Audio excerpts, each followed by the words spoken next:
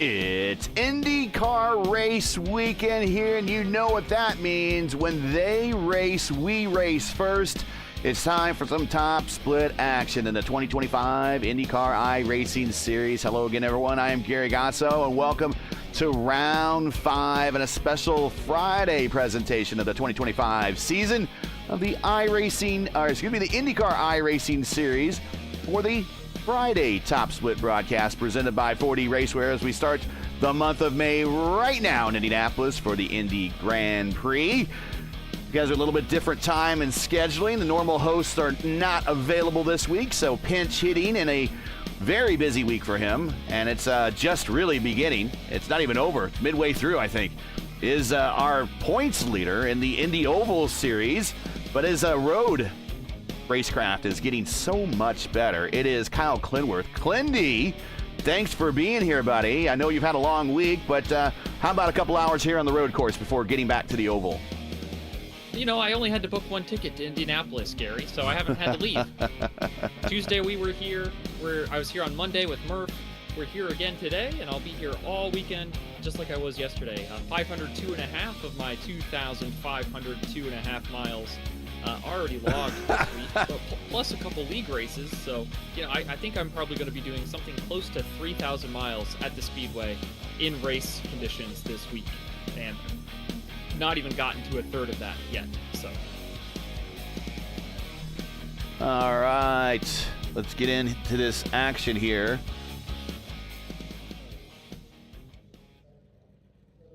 And we do have a starting lineup, and we got a full pace lap, so we got plenty of time.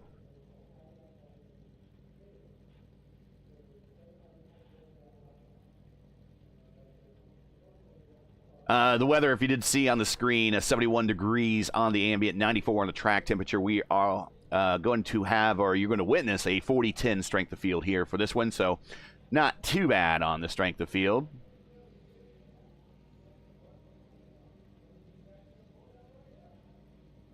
and it's overcast, so even though the ambient's low, with these clouds, I can't believe the track is as hot as it is with how many clouds there are in the sky. But we'll see if those clouds dissipate as the race goes on, because it looks like we've got a pretty steady wind going southward, so we'll see.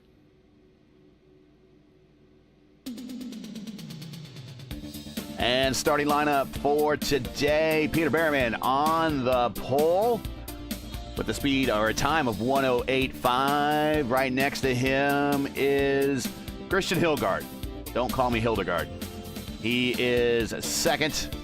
That is your front row. Then we got the General Burrell, and then we have Nathan Moore back on row 2. Brito and Andrich. That on row 3, Blaze Andrich does the replay highlights for us here for the channel. We want to thank him. Good qualifying effort for Blaze as he's put the 4-alarm special on row 3. ML and Kent on row 4. Alexander and Brashear on row 5. That is Seb Alexander back there. Good to see him back. Edwards and Onager in row 6. Sesford and Bibden. So Dibden in row 7. And again, if this is the first time on the top split, we are mispronouncing your name, just let us know in the P1 Discord. And I sincerely apologize. I am the butcher of names. We got Gabrielson and Mrs. Siteman, Olivia Hayward. Kaush and Bay on row 9. Pogdal, and I'm hopefully saying that right. And Harker on row 10. We got a big field today.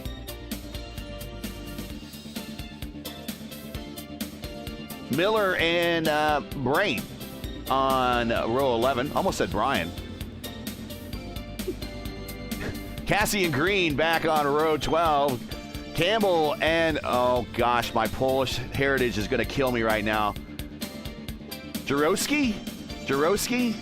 Hopefully I'm saying that right. We might have to go by first names. That's how friendly we are here on the Top Split broadcast. Row 13. Back in row 14 is Sooks and Will Weiser rounding out the last spot. 28 starters today. Wow. Yeah, these IIS splits field up to 33. We have 5 splits this afternoon, and we have participants from 3 different time zones, or 3 different continents: North America, Europe, and Asia, all represented today.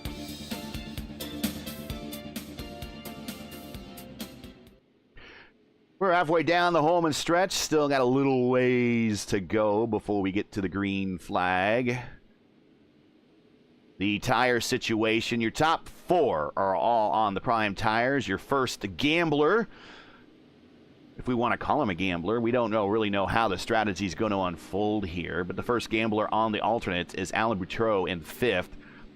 Naughty Immel, trying not to be naughty today. He's trying to be really, really good. He's in the top 10. He is also on the alternate tires in 7th. And Seb Alexander, who's done enough naughty time, I think he will agree to that. He is up and now in 9th with the alternate tire as well.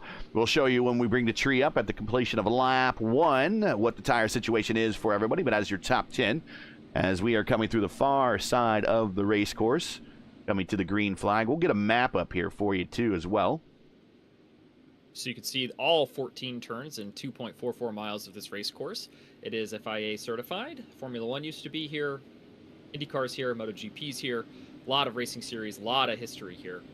A little bit of note on the tire strategy. I know that Andrich and Emmel both tried the reds first Monday night in open, but we're going to be taking green here in just a moment.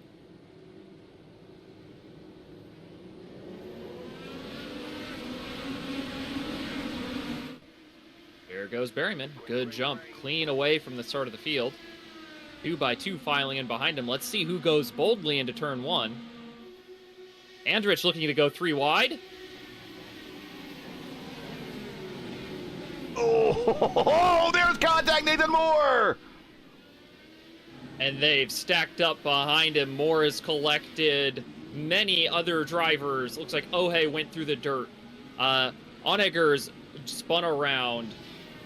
And Kent is losing a rear wing. So Moore and Kent have damage that must be addressed in the pit lane. Everyone else picks up and carries on. That's going to be impacting the points. That will impact the points. We will bring you up to date on the points here at the completion here of a couple laps.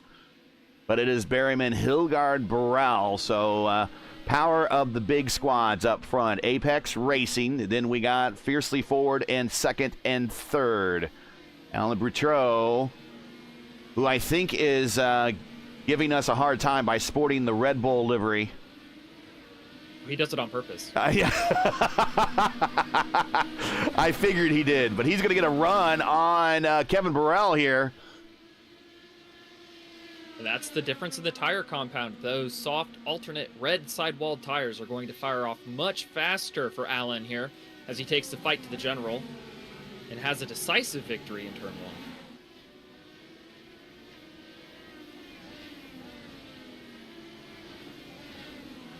There's Jarno Kausch with Tony Dibden. Hopefully I'm saying that right. In the plain white wrapper. That's a battle for the bottom portion of the top 10.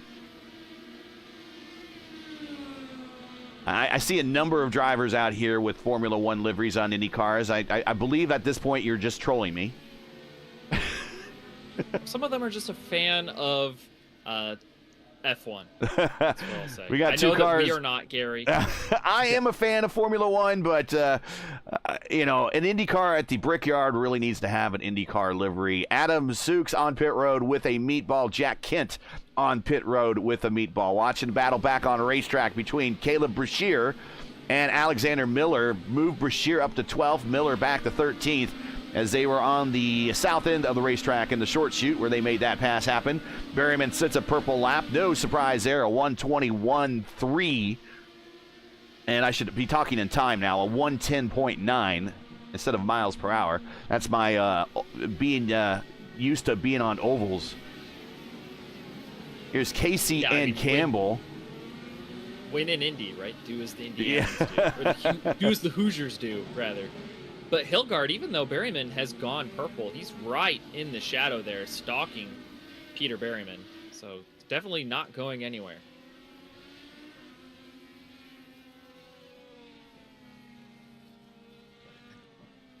We have a good little battle here brewing behind Alex Miller with Indy Cassie in the Barbie car. Looks like Aiden Campbell is right up on the behind of that pink machine. And they've got an alternate set of tires on Campbell's car, so they've got offset strategies there as well. Aiden Campbell with the Kinetic Racing Squad. He's in 15th. Polly Bay right behind. Hallie in the trademark 80s Toyota Racing livery.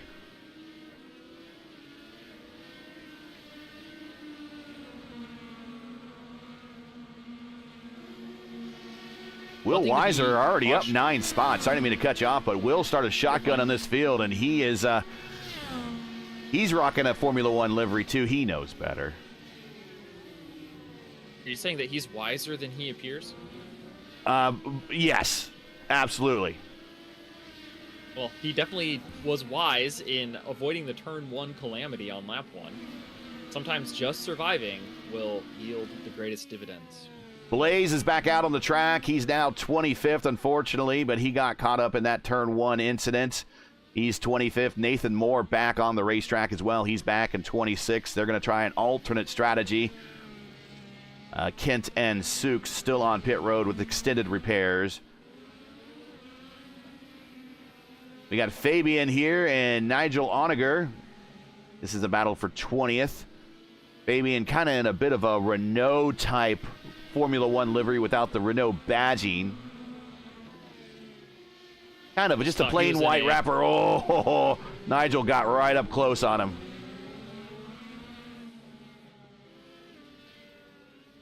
It almost looks like Nick Sudik's Fiercely Ford machine. With it does. Teal and yellow. Yeah. Yeah. The cotton. Ooh, yeah. Big bounce off the wall with the cotton candy rims on that one. Can't miss it. Jason Green and say just a couple of laps ago is that you need to be careful on the exit of the final corner, just because that little bit of grass where turn 1 starts on the oval can catch you off and push you into the wall when you break the traction. Looks like Fabian did well to miss the grass, but still had oversteer there, and that's what put him in the wall in the front stretch. Back up front, it is Berryman with lap traffic in front of him, and that is the form of Nathan Moore. Here are the points coming into the race, by the way, and let's get the track map off there as well. Boom. And there you see, oh, actually it's behind the static bugs. We'll get rid of the static bugs too. There you see Kevin Burrell with the points lead. Nathan Moore in second. This is not going to help him very much. Ethan Agnew into third place. Ruteau in fourth. Sophie in fifth. Then we got Alex Van Ascent, Ty Quilla, Lilac, Ethan Morris, and Dave Menino, who already appeared on the podium once already in the Wednesday race in the top split, is in the top 10. There is the remainder of your top 20. You know, Ty had a pretty rough outing on Wednesday night. I think he met the incident limit, so. Oof. I think I don't know if he'll have time to better that this weekend with the 500s, but I'll catch up with him and figure out what his strategy is later today. Something I want to keep my eye on now is Naughty Emil and Kevin Burrell. Naughty's red alternate soft sidewall tires will be giving up here soon, and Burrell will continue on at a steady pace on the primary black sidewall tires. While they fight, and if they fight, Seb Alexander may be able to reel them both in, even though he also started on the red sidewall tire, because he just simply has clean air and won't be fighting for position. Sophie's in chat. I'm fifth. Well, yeah, I just pulled that directly from iRacing before going live. So that is the points coming into this race. You are fifth. Consistency, Sophie. You got it in spades. You put in more work on these road courses than anyone else that I know personally.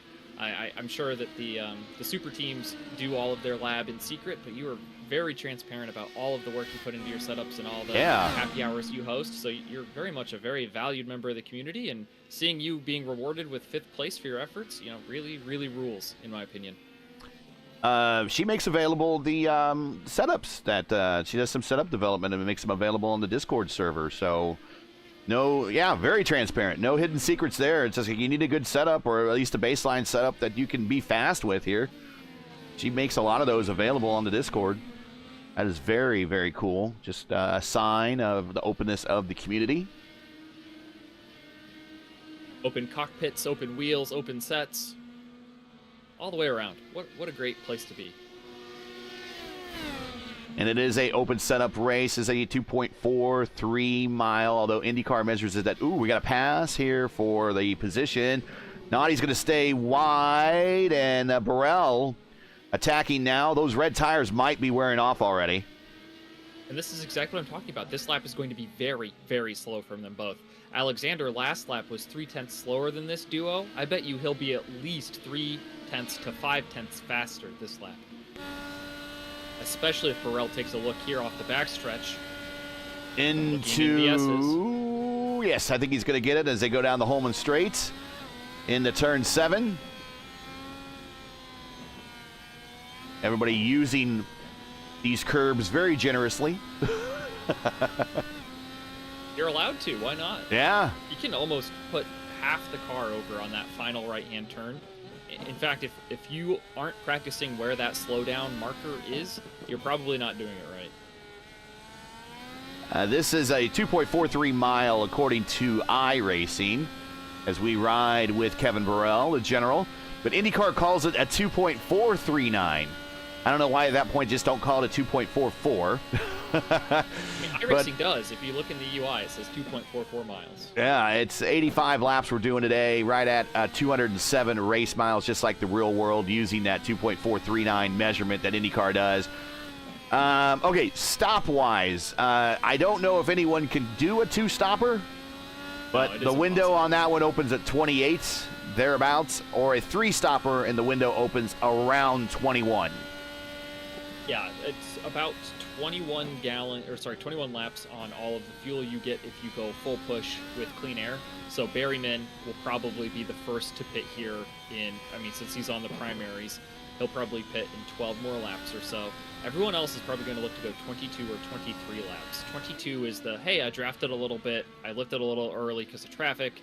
Number 23 is the, I am intentionally saving every lap. Like I'm tucking up on the straightaways, I'm running in a lower fuel map, I'm lifting early into turn 1 and off the Holman Straight.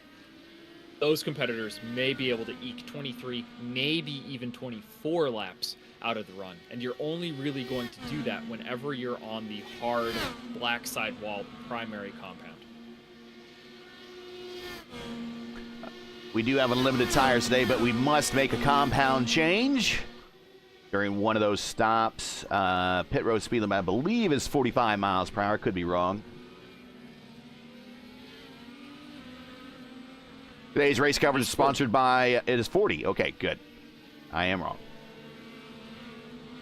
We got to talk to Jim Herrick to get him to sponsor all of the races where it's 40 miles an hour on pit road. Your pit road speed limit is 4D. Correct. 4D Racewear is the sponsor of today's coverage. Check out their line of made-for-sim racing gloves, shoes, and apparel. Visit them today at 4dracewear.com or click on their link in the stream description. The track record's held by Will Power in real life, set back in 2017 with the DW12 with all the arrow wings and fins and kits and everything slapped to that thing. That is still the track record to this day. Your all-time wins leader here, Power with 5. Pagano with 3. Dixon and Pelot now with 2 as we watch this battle forming here between, we got Gabrielson and Edwards. It's a good one. Yeah, it's got a little 4-car train here, and his couch isn't too far up the road. All of them are within striking distance if anyone puts a tire in the wrong spot. Joseph Newgarden, VK, Herta, Rossi each have 1 win here. Your defending winner coming into this weekend's race is Alex Pelot. The rate he's going, he will get his 3rd win probably and tie Pagano for 2nd all-time, but we shall see. But that is your records here in real-world IndyCar at the Indy GP course. I'm just thinking VK's coming off a big weekend at Barber. He's got a lot of momentum. I think that Dale Coyne team is really starting to turn the corner on road courses, so I would not be surprised to see VK really elevate that program this weekend.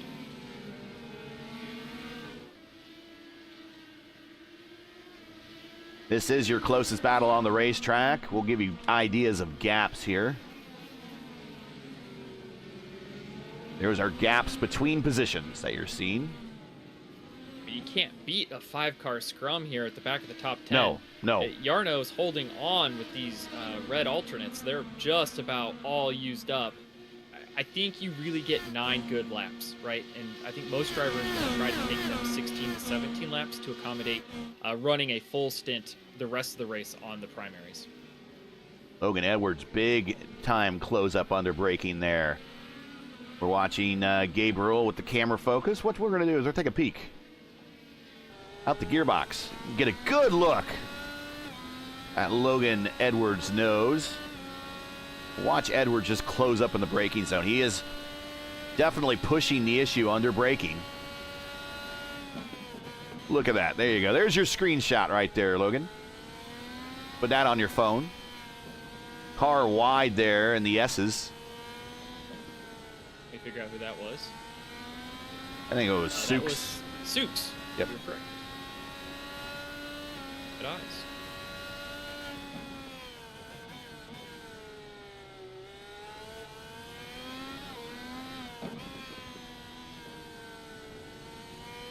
I do not remember the last time half of the top 10 is in a fight for position at any road course I've ever watched. Even like Watkins Glen, right? Or even in NASCAR, like where they do everything they can to get those guys on top of each other over lap. This is incredible.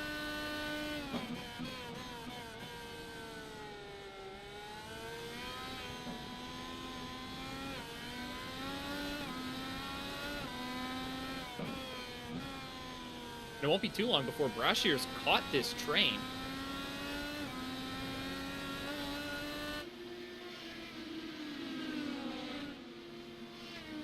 There's Brashear right there, watching him, as I think that's just going to kind of back things up.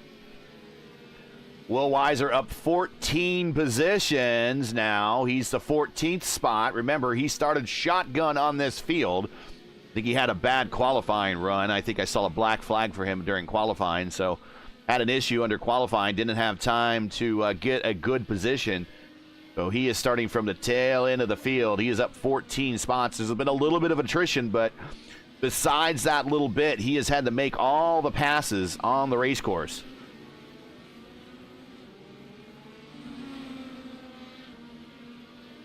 We're going to have a battle here for third. Bertrand and Burrell are going to be coming to terms to discuss the final spot of the podium. Bertrand also at the end of the shelf life of those alternate compound tires, so might be the reverse of the story, where he just powered by Burrell earlier in the race into turn 1. Here at the end of the Holman straight, Burrell's looking to do the same, dives to the inside, clears on entry, and I think the general is going to march away.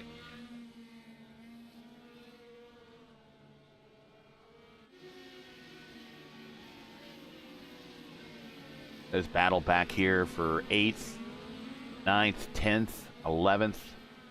Logan Edwards, Cess Ford, Dibden.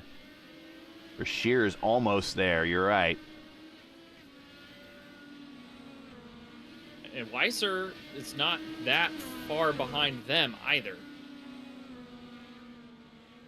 I mean, it's a couple seconds, but, you know, he's got some really good pace right now. Alex smacked the wall in the short chute before rejoining the turn 1 infield portion of the road course.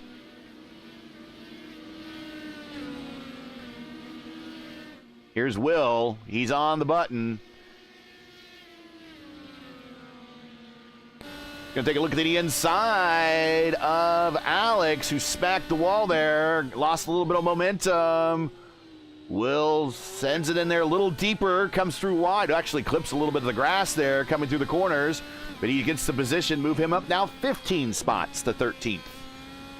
Really textbook. You just see the mistake in front of you. You hop on that green little button, rip down the straight, pull to the inside, outbrake your opponent, and off you go. 2 seconds up the road, or I guess now it's closer to 4, is Brashear. Jeez, this whole 6-car Conga train. Really good job by Jarno Kausch. He's not put a wheel wrong, right? He is obviously slower than these cars behind him, and that's why they're all in a line. But he has made himself not deliberately wide, but he has expertly navigated the racing line with these worn-out tires to the point that his competitors cannot mount or charge around him. Really good car control here. If you enjoy P1's coverage of the IndyCar iRacing Series Friday, special Friday top split, and respect the stream, please do us a solid. Make sure you support us by subscribing. And while you're at it, don't forget to smash like and click the bell so you don't miss out on future P1 iRacing broadcasts, including later tonight. This is an IndyCar Friday doubleheader here at the IIS here for the day. We're doing a day-night doubleheader. The day game here is right here. You're watching it. IIS at INDY GP. The night game.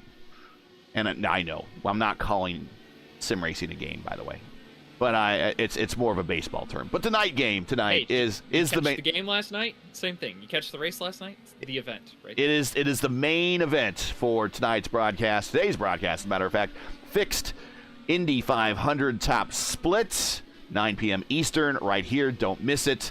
It'll be myself, Ryan Eric King, and a host of others on the call. You won't want to miss it. It is the second biggest fixed racing event of the year, only behind that official iRacing broadcasted one. So you want to watch the first race on the calendar for the time splits that they give us. The Friday 9 p.m. time split is the very first one, and that will kick off the weekend of fixed Indy 500 action right here on iRacing. And it'll be right here on P1, 9 p.m. Eastern time. Don't miss it. Hopefully a lot of people who've qualified ahead of me decide to take that one off. If about 20, 25 of them don't show up, I'm in top split, brother. So. Well, you know, Friday nights, a lot of people have plans, and really a lot of people want to be available for that big broadcasted one, which makes me a little jealous, but I'm all right with it. I get it.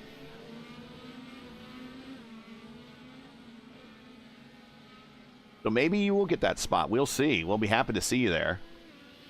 Watching this battle still for 7th, 8th, 9th, 10th. A couple bullets left in the chamber to try to eke my way up the cue sheet. So we'll see how I do after this event. And we'll see. You know, no one can see the future. Oh! That Cessford? Yeah, Cessford missed the penultimate corner there. Went wide, almost hit the grass, but it's kicked back to 12th. He's now the caboose in that 6-car train. We'll check this out. Oh, yeah.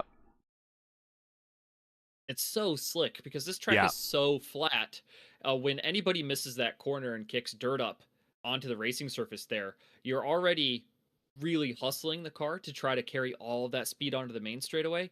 As soon as you either step out of line or break traction just the littlest amount, after you've already shifted the weight from the preceding left-hand corner, because you turn the car left very, very slowly, and then you're turning right as quickly as you can, all of that cross weight being shifted around the car really makes it unstable.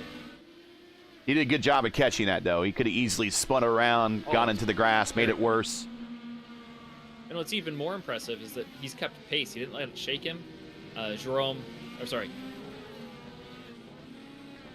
thought it was Jerome, but it is not. Mr. Cessford has done a good job of hanging on to this. It might be Graham. Graham? Is that going to be Graham? It might be Graham. Graham.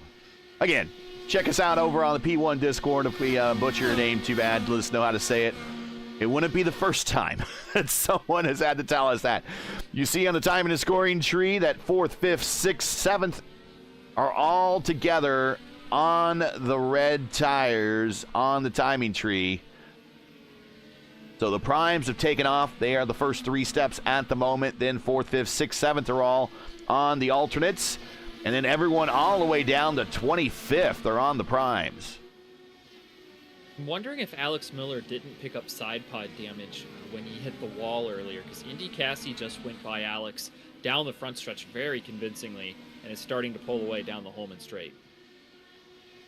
I'm going to try to get a better look at Alex's car. We'll check out and see how Mrs. Excitement Olivia Hayward treats this situation.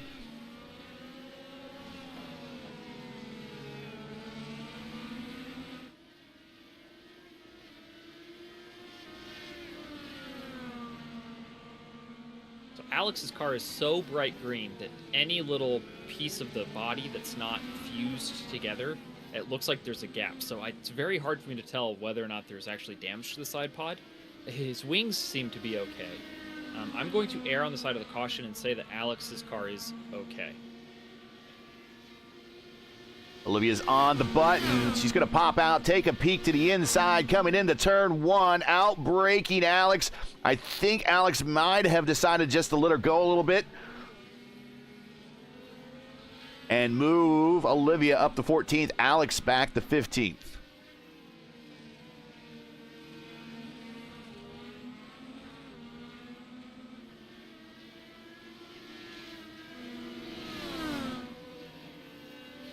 We're about a lap or two away from first round of pit stops occurring. After we're done with pit stops, I'm going to preview with you guys our new overlay that we are working on. It is very much in beta, but I want to show you what we're working on and what all these donations and all this help to the channel that you guys give us is going towards. So after the first round of pit stops, we are going to beta test the new overlay. It might look familiar, but it is in very beta form. So we're gonna throw some live data at it. Since we're doing this for free, for the community, no one's paying for this. Graham Sesford on pit road, scheduled stop at lap 21. Yarno hit pit road the lap before. If you remember, he was the one at the head of that 6-car train that started. That's a little early to be coming in. It was 20 coming to 21. That's a little early, so he's going to do a fuel save on at least one of his stints. Nope. I don't believe so. You don't think so? Yep, your primary stints need to be longer than that, but your alternate stint only needs to be 16 or 17 laps. So if anything, I think he went too long on the Reds. Okay. That is why you're the driver expert. I just have to do a lot of subtraction sometimes is all. And here comes Seb Alexander coming to pit road, scheduled stop for Seb, who had himself a pretty decent night last night in the Elite Racing League Indy 500, which went, believe it or not, folks, caution-free. A full 500-mile race went caution-free last night in the Elite Racing League's Warriors for Peace IndyCar Series. Seb had a top 10 there. We have a number of drivers on pit road right now. It's feeding time. Tony Dibden, excuse me. He's in the 14. The pride of AJ Foyt, Caleb Brashear. Showed Caleb as actually pretty quick. He's coming in early with those prime tires on.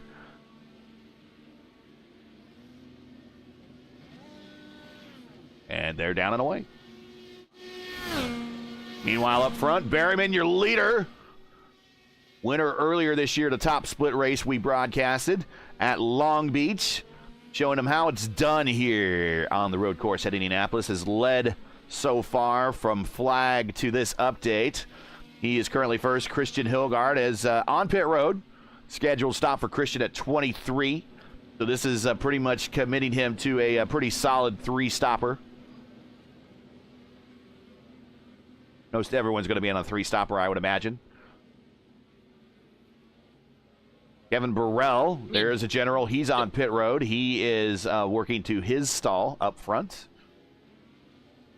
The only other strategy would be a 4-stopper, and that's just because you ran into trouble. So a handful of the drivers who were collected in that turn 1 melee will show 4 stops on the day, but that was not what was planned. Nadi Immel on pit road, scheduled stop. Logan Edwards, pit road, scheduled stop. Leander Gabrielson coming off pit road in that Arrow McLaren livery. Leader on pit road.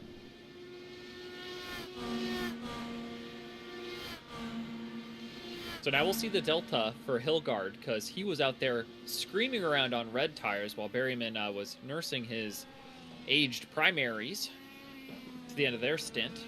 I think Berryman's gap was big enough that he should retain the lead here, leaving him live for the Grand Slam. Hilgard is coming with a head of steam into the last set of corners right now. Up on the jacks goes Berryman.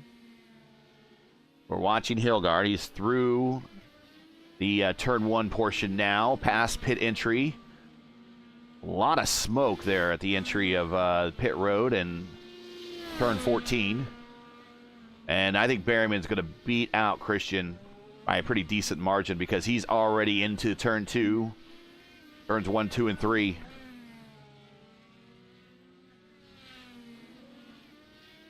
And there is Hilgard 6 seconds behind. Yeah, that's bigger than it was when they started the pit sequence. It's about 3 seconds bigger. So I'm not sure if Hilgard ran into traffic or just had a bad in-lap and out-lap. But either way, Peter Berryman's going to just continue to walk away here over the course of this stint. And it'll be up to Hilgard to make up the difference when Berryman's on the reds at the end. Berryman on push to pass. Hustling out on his outlap right here. I'll give everyone an update on the push to pass here, and then do a reset of the field, do a station ID, and then we'll bring up the beta overlay, give everyone a bit of a preview. Push to pass, seconds remaining. Berryman 179, Hilgard 194, Burrell 157, Brutto 160. Immel hasn't even touched the button. He still has his full 200 compliment. Hilgard, purple lap 110.4.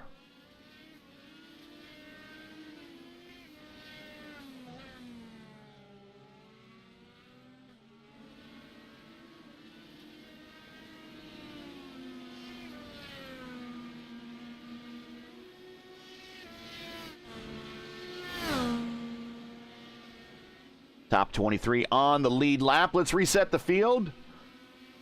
But before we do, if you're just joining us or you're watching coverage, special Friday coverage of round 5 of 16 of the IIS Friday Top Split presented to you by 4D Racewear coming from Indianapolis Motor Speedway for the Indy GP. We've now completed 25 of 85 scheduled laps. We're through our first round of pit stops. If you're enjoying today's coverage and like to monetarily support our commentary team, make sure you donate via our GoFundMe link in the description, or you can also send us super chats.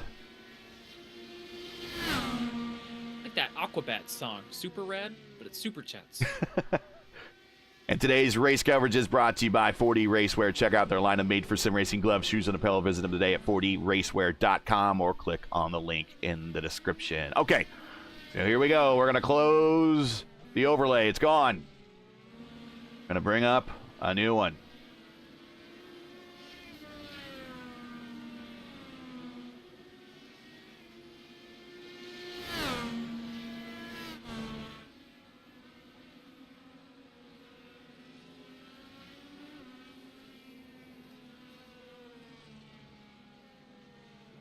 I need to get the new file again one more time. All good. We're not missing anything.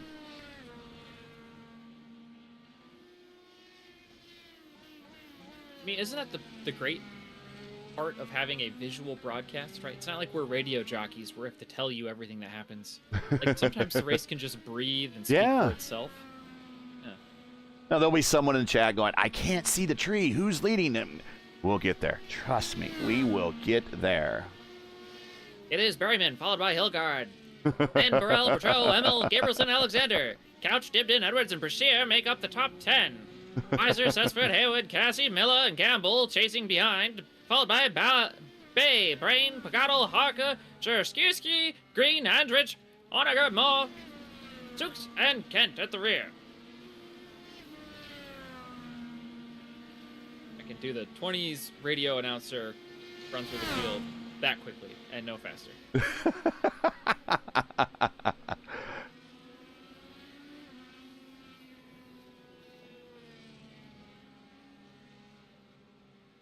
Actually, it's pretty good. It's actually pretty good. We needed one of those, government propaganda videos they did back from World War II. Our troops on the front today. Yes, exactly. Dibden is reeling in Couch here for 8th, and they're not too far behind Seb Alexander in 7th. So, okay, we'll get back there. Got it. We'll get back there. Oh, yeah, look at that battle. Logan Edwards. This is a 4-car battle again.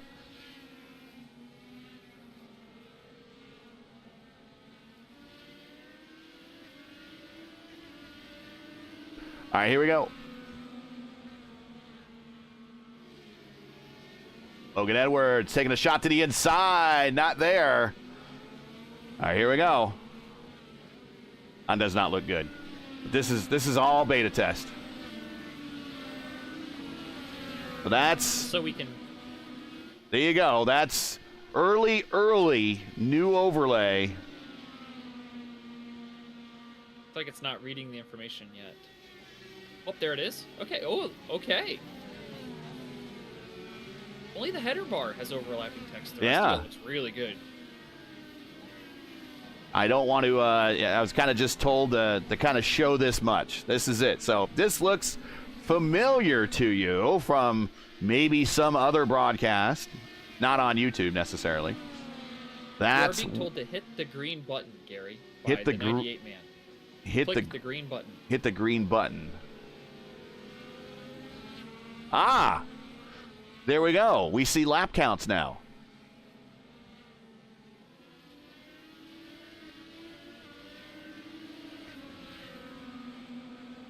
Hey, flawless. Who's responsible for this work of art? I think they're in the comments. The 98 man? Yeah. I told him I was going to live test his data today. I don't know about that. I'm like, it's the IIS. It's okay. It's all right. To delete the overlap. Ah, gotcha. So we're good. Oops. I hit a button. That didn't do good. Let's do that. Let's do a shot again here. Boom.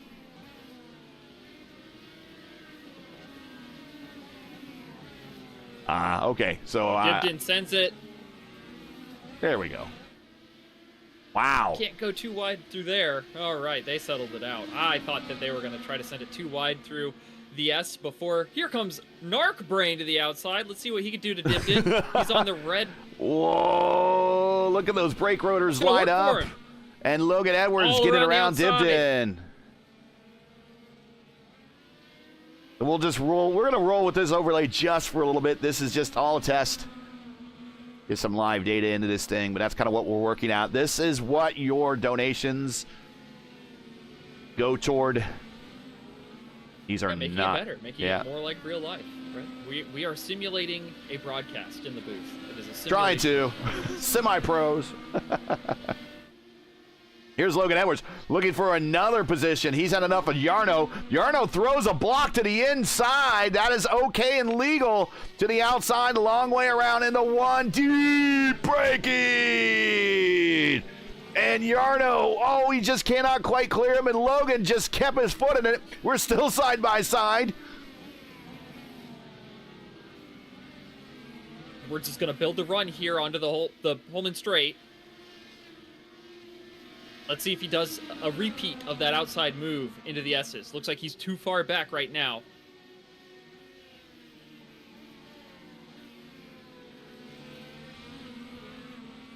We almost witnessed the birth of a nickname. I'm going to start calling Logan Edwards Mr. Outside from now on.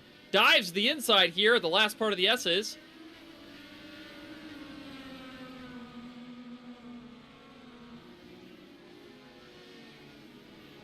And trying to reset. Big battle here. Yarno Kausch, Logan Edwards, Tony Dibden. Seb Alexander just ahead of them. 10th and 11th. He's... Yes, puppets, play, dance. Let me walk away. Oh, he is in the black car. I think he's accepted his role as a heel. He's gone all black. Is that a wrestling thing? Yeah, that is a wrestling thing. Dress in darker colors once they're no longer a face. Well, back in the old black and white days, the villains always wore black because of there was only black and white TV. So that's why, like, the Lone Ranger had white hats because you'd be the hero. So the villains always had the black hat. So and embracing the heel role. Are you telling me Red Dead Redemption lied to me? Lawmen don't wear white hats in history, like they wore every color hat? Yeah, I would use Red Dead Redemption as an accurate resource for what it was like in the Old West, yeah. Okay, well, so maybe that's... I'll have to do some historical research. Maybe I'll hit up Murphy. Yeah, he's got his fingernails painted black Sophie. He's got his mascara on. When he was a young boy, his father took him to Indy so he could see the cars streak past the yard of bricks.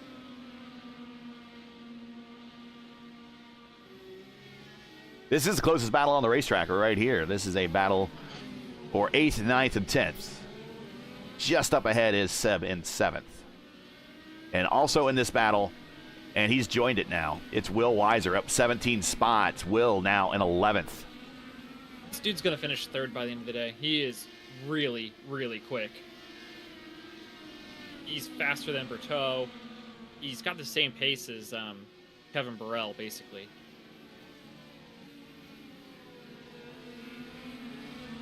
Yeah, Weiser's been putting in the work. You've seen his racecraft get better, his pace get better over time. Doing a real good job. Now we just need to give him an IndyCar livery. And I don't think a Budweiser one is even though there, you know, if it just says Weiser on the side and it's a Bud looking car, that would be okay. I think that would be appropriate. What about the old Richie Hearn Bud car? You could race that one. I'm still old school. I kind of prefer the old school Budweiser Bobby Rahal from '86. Just black and white text.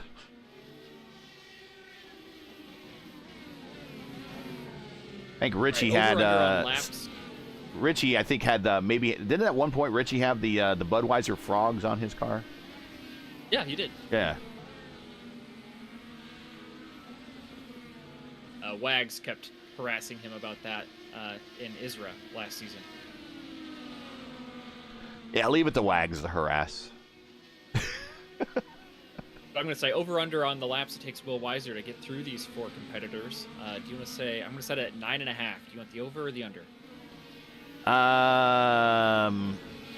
Are we starting now? It'll be at the start-finish line. So. Okay, I will take the over. Okay, so on lap 43, if he's ahead of Couch, we'll call it push. If he's ahead of Seb, we'll say I win the over-under. But if he's not ahead of any of them, oh, as he mows the grass right there. Doing a little bit of landscape trimming.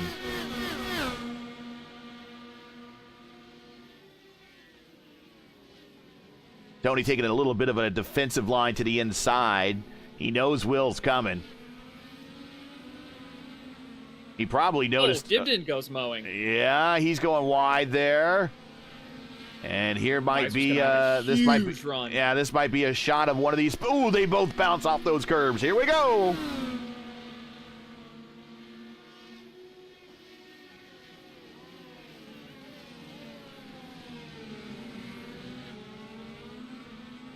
All Will's got to do is stay alongside. Dibden got through there really well. Weiser being patient.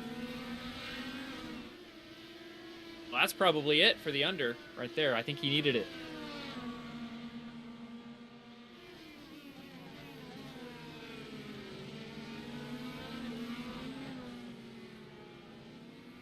Just a little bit of head. That battle is starting to stretch out a little bit too. And I think actually Seb is falling back into it a little bit.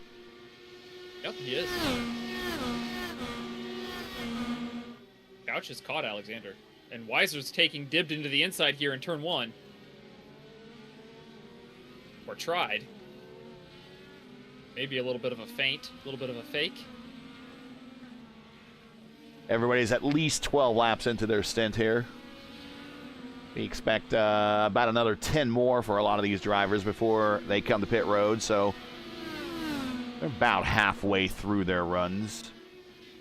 Yeah, Couch will probably be the first one in. Now the problem with Will, and you can't see it on this overlay. We'll switch back here in a little bit to. Oh, is he out of the go button? The go button is low for Will. He's at 67 seconds left, and we're not to the halfway point yet. That's a whole lap. The day is young, God so. We're not even halfway yet. Oh, there goes Dibden. Dibden around. Same place where we saw Graham have a bit of a moment.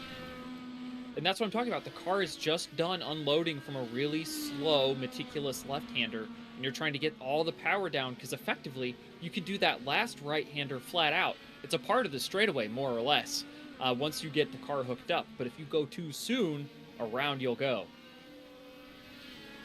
Yeah, you gotta. I can see the urge of wanting to mash the gas as hard as you can as soon as the car feels good there, because you're on the gas all the way down to turn 1.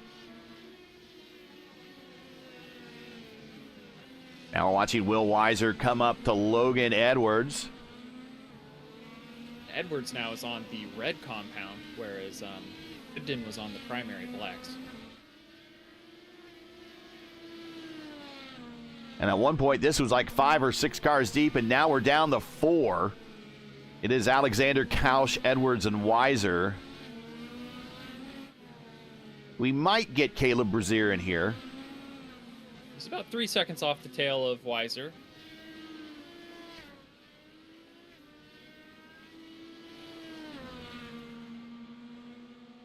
A little bit of a depends distance. on how much these guys fight. There's someone not too far up the road ahead of Seb. Who is that? Is that Leander Gabrielson? Yep, Leander Gabrielson. The 5th ranked car in this split. So he's got some road credit to his name.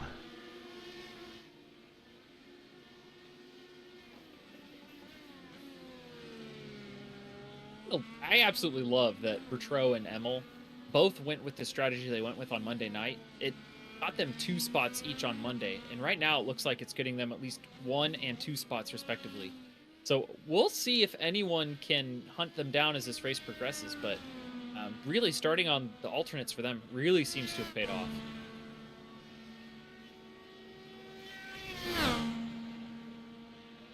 Alexander got those 2 spots on the last stint as well, but I'm not sure if he's going to be able to hold off the trio behind him. It just seems like his primary pace is not quite as good as his alternate pace. In fact, I wouldn't be surprised to see Alexander prefer the alternate compound, just because his pace is a little bit slower. I'm not sure if he could go 23 laps on them every time like he did last time. You never know. Well, I will say the man... none of us are Superman out there, and he did 502 and a half, let's call it that, miles last night in the Elite Racing League. Oh, Will Weiser has fallen off the back of this group. I think he might have come to grief in turn 1. Yes, he was going deep on Edwards and just locked up.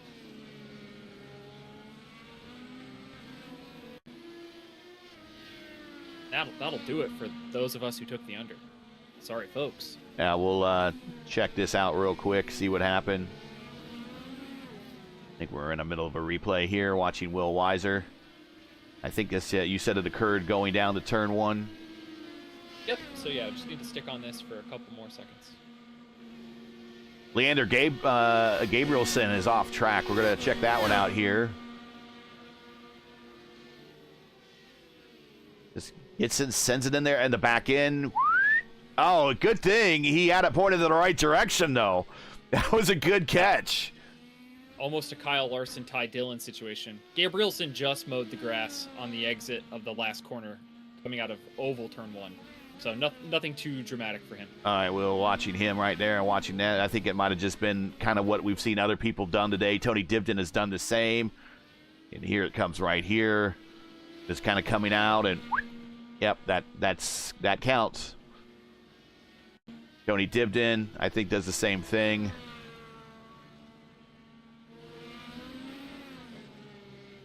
So we got a battle back for P18, I think. We'll watch that as well. Here's a bit. Cassie and Miller side by side here at the end of the straight. Now watch this here. This is a big battle. This is Ogdal and Campbell. They've been fighting back and forth. Oh yeah. Oh, big. That's not a block because he made the move first. There you go. Pally Bay really being wide here. Goddle really Back on to the live binders TV. there, really threw him off. Yeah. Holy smokes, what a fight this is. You think they don't care about positions? The IIS points they pay out all the way down the standings, and they are scrapping for 17th right now.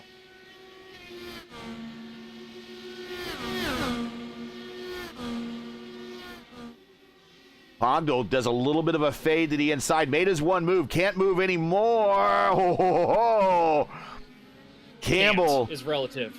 Campbell. You just shouldn't. Yeah, you shouldn't. Yeah, that's a block if he did. And Campbell gets the wheel in there. Does not send it. No contact. Pally Bay is driving away.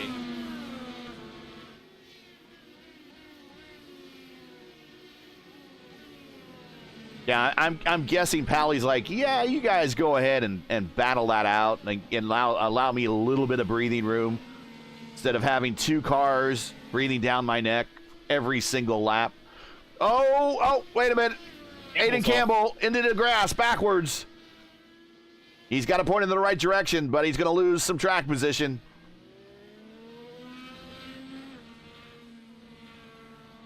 And now here come the leaders by him. That's Kevin Burrell. Meanwhile, back up front, he is quite a ways down the road. Berryman. He's slapped all the way up to 14th. Yeah. He's about to get Olivia Hayward here. Yep. Miss Excitement will be pitting in this time, so we will only have 13 contenders remaining on the lead lap after this circuit. We like to say when you have a lead that big, he gone. Yeah, and leads like this only tend to get bigger. The driver in the lead doesn't need to push or abuse their equipment. They can kind of just take the race naturally and not worry about hitting every corner perfectly. And that lack of stress really translates into better lap times. A lot.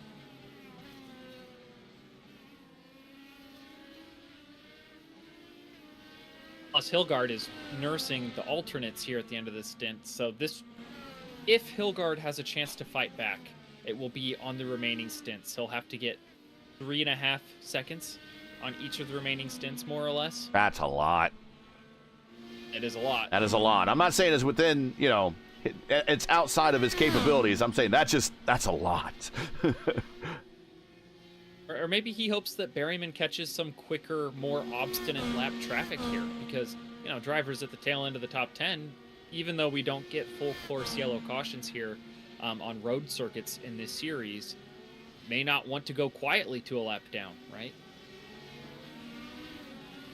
Jarno Kausch, pit road, scheduled stop. There's your leader, Berryman. Right behind him by 11 seconds now, almost 12 seconds, is Christian Hilgard. He is second. Kevin Burrell, Hilgard's teammate, is in third. Alan Boutreau in fourth. Nadi Emmel, the 22nd ranked car in this split. He's currently fifth right now. Leander Gabrielson. I hope we're getting saying that right. Gabrielson is Leander. in Leander. Yeah, it could be Leander. Yeah, I think maybe Leander. So we'll go with that. We'll go Leander. He is in sixth. We got Seb Alexander in seventh. Logan Edwards in eighth. Will Weiser up 19 spots to ninth. And Tony Dibden in 10th. On pit road, a number of cars. There's a battle for position between Blaze Andrich and Josh Brain. Andrich started well up in the running order in sixth, and he had an aggressive turn one. He came to grief with 2 or 3 of his fellow competitors, and that's what's put him down in the running order despite starting sixth today.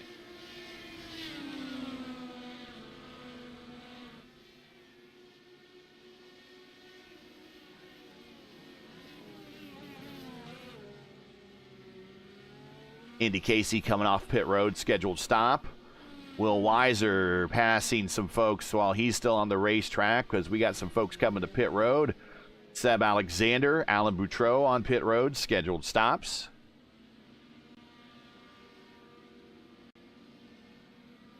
Got a trivia question for you in the chat, Gary. They wonder if you know how they live in Tokyo. I think we asked Kevin Burrell. We can do that, but I think the answer chat is looking for is Fast and Furious. Fast and Furious.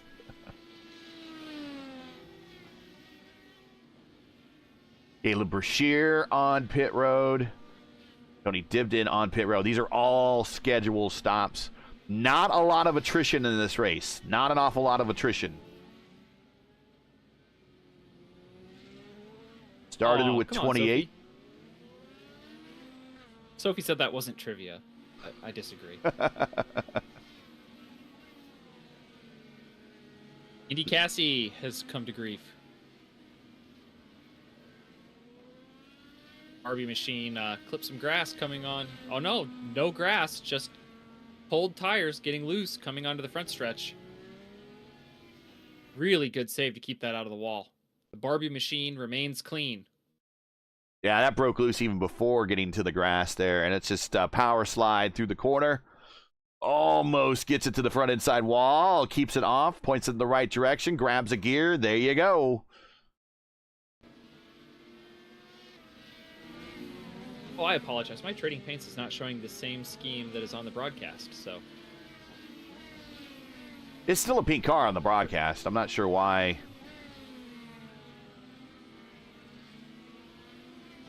Yeah, for me, it's all decked out in pastel pink with Barbie's face on the nose cone, so.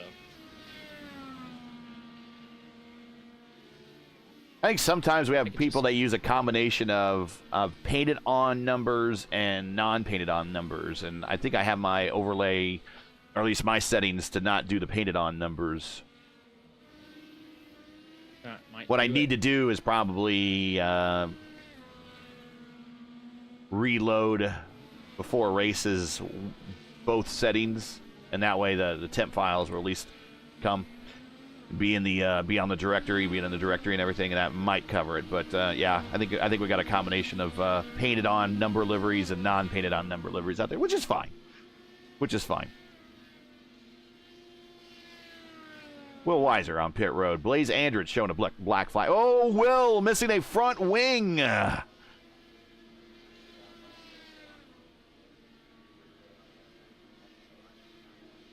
applauded him for his patience earlier. It looks like he's punched out. And let's see what happens. This came right off of pit road. Old tires.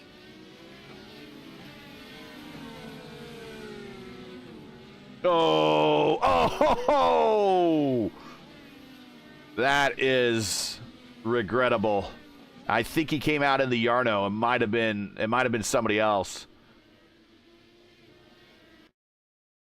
Yep. I think he missed the braking point of that shortcut there because the tires were cold, or maybe he locked up. I'm not sure what it was. Yeah, but, watch. That. Yeah, watch this. Yarno. Oof. Yarno didn't get any damage. He got forgiven. It snaps back into place for him. So unfortunately, our biggest gainer of the day, his day is done. He is now going to, I think, be finished out in 26th spot, at least with an extended repair. Leader is Peter Berryman. He has just come off of pit road. So he is on his outlap right now. And he has extended his lead over Christian Hilgard to 16 seconds. Yeah, I think Perryman just really knows how to execute his in-lap and his outlap, because he put about 5 seconds on Hilgard last time, and he did the same this time. So, at this point, the task to unseat Berryman from the top of the podium and from getting the Grand Slam, well, Hilgard has gone purple, so Berryman will need to reclaim the purple lap to complete the Grand Slam.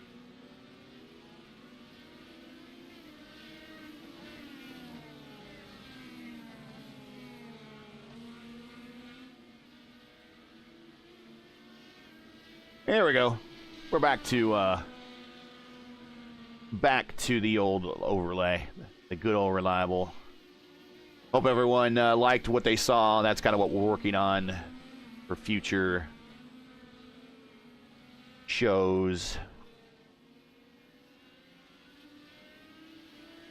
And the next question becomes scary. How many cars do we think are going to finish on the lead lap? Oof. We just crossed halfway. We still got another pit stop to go, so I think there may be 3 or 4 cars. I think 4. I think 4, yeah. I think it's going to be Berryman, of course, Hilgard, Burrell, and Bruteau. Nothing against Naughty. Will be very, very close to losing his lap by the end of this thing. Nothing against Naughty. I could be wrong. If things change, maybe Naughty.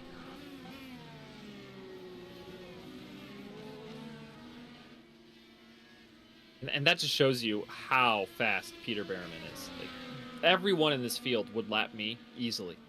Everybody. Peter would lap me 3 times. Yeah, I would be a moving chicane for him very easily.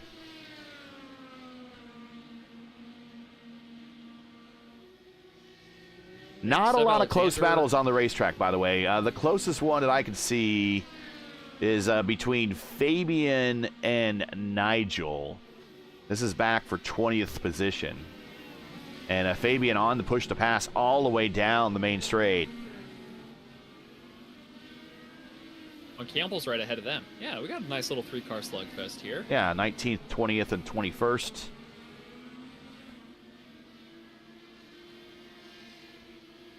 Yeah, my overlay, as soon as everyone goes a lap down, I just see -1 lap, right? So it's hard for me to tell the gaps between cars. So I'll have to work with you before the next time we do a big split like this, so I can easily cycle between battles that are not on the lead lap.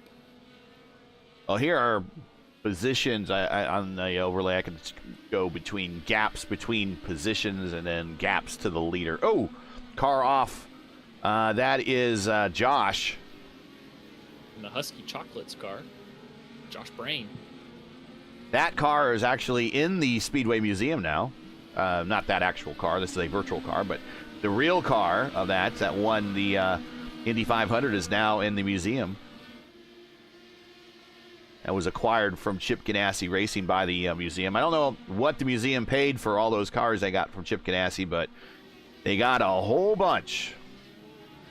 I know Mr. Penske's got some deep pockets, so I don't think Chip probably cared too much to, he spends a lot of time in Indianapolis, Chip Ganassi, so he can go see that car whenever he'd like.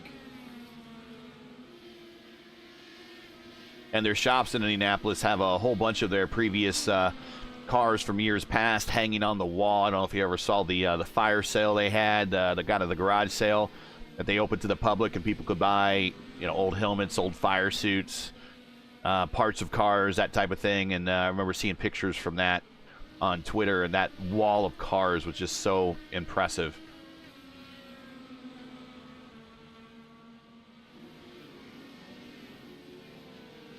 Logan Edwards caught Seb Alexander, battle for 7th. A little bit slower traffic in front of Seb. That is Jason Green. In the Green Machine. In the Green Machine. To the name. Yeah. Craft. Yeah. This car looks strikingly similar to Alex Miller's car. Yes, it does. It does. There is. There's Jason Green right there, and then here is Alex Miller. There's his car. Yeah. Very, very day-glow green. I like it.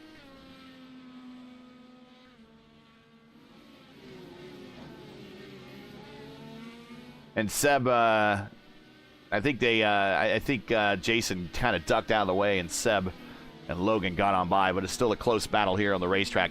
So up until, it's hard to believe, up until Ganassi gave, I wouldn't say gave those cars. I don't think he gives anything away. I'm sure he sold it, but after, it's hard to believe that until the museum acquired those cars, that's probably the better thing to say. The newest car they had in the museum and most recent Indy 500 winning I shouldn't say that either. The most recent pair of Indy 500 winners they had was a 95 Renard, and that was Buddy Lazier's car, and that was Jacques Villeneuve's car. They were both 95 Renards. And that was the newest car they had in the Hall of Fame Museum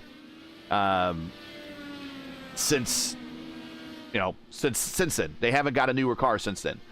So they got a whole bunch, starting with the 2000 Juan Pablo Montoya car, and then also, of course, the very recently the Ericsson winning car.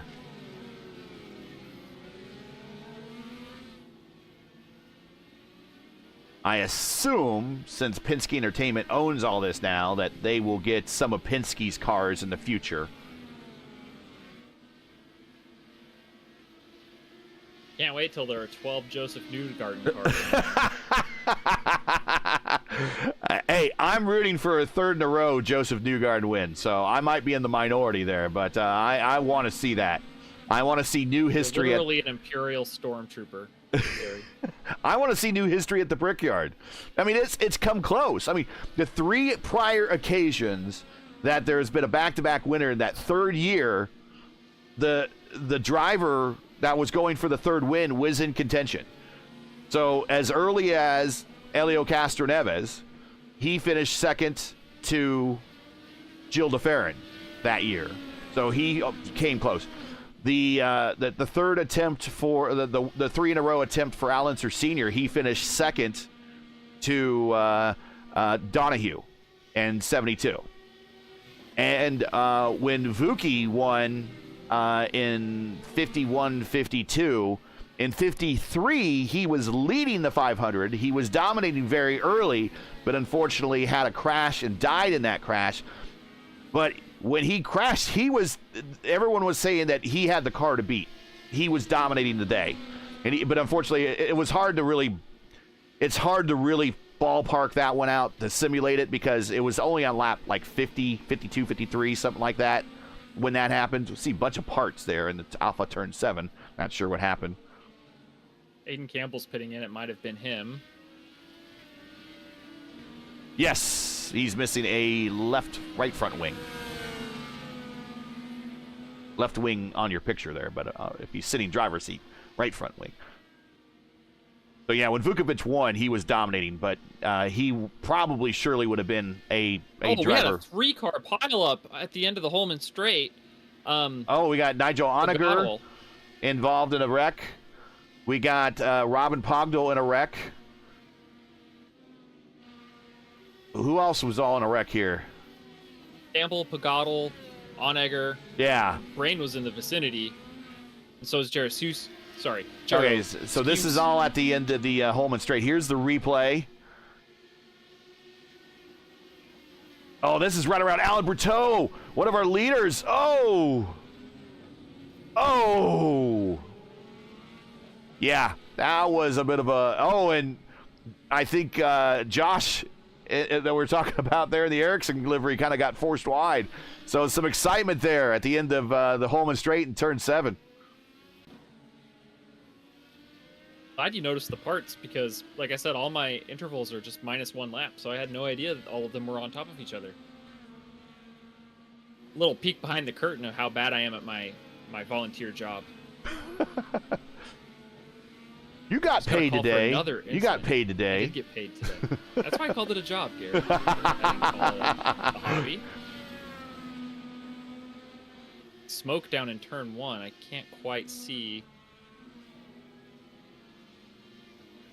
Oh, it was Joseph Harker spun. Joseph Harker in the by himself. In the Al Unser Jr. livery. Too much rear brake bias. What that looks like to me. Watch this twitch right here. Whoop. Oh, right in front of another driver. They dodge it, and he does a good job getting out of the way, by the way. He ducks to the inside. Oh. Lights up the... Oh, Berteau once again. Boy, everything is happening around Berteau. He might want to find a lottery ticket today. He is Mr. Lucky. He's came close on 2 occasions here in the last couple laps.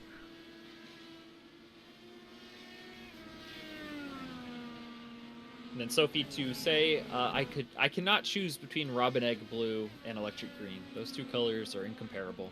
They're both pleasant for their own reasons. She's asking me if I prefer her car or if I prefer Alex's car. Oh, that's a tough question. Out of the TMR shop. I have a lot of memories of 80s and early 90s paint jobs, and the Team Menard, for the longest time, Team Menard was an Indy-only team. As we see a battle with Logan Edwards and Seb Alexander going in the one. He completes that pass, move Logan Edwards up to 7th. We'll go back and watch that pass a little bit more here. But I remember the bright, very fluorescent schemes that Team Menard ran at Indianapolis. So I like the fluorescent schemes. Whereas I could definitely appreciate people that might like the lighter palette. But I always remember, because the thing is, if you see them in real life under the daylight, it doesn't. You can't really simulate that here in a simulation application. I'm trying to avoid saying a game, but you know when Jeff Gordon's car, right? The numbers and it just does not look the same. It looks so much brighter in real life. With the day glow colors than you could ever make it look in the sim, even with a spec map. Ooh, and look at the kind of gets close. Speaking of sunlight, boy, it is out right now in this portion of the racetrack. Right now with Logan Edwards, Seb Alexander, and Yarno. Let's take a look at the weather, by the way. It is 72 and 84 on the track temp.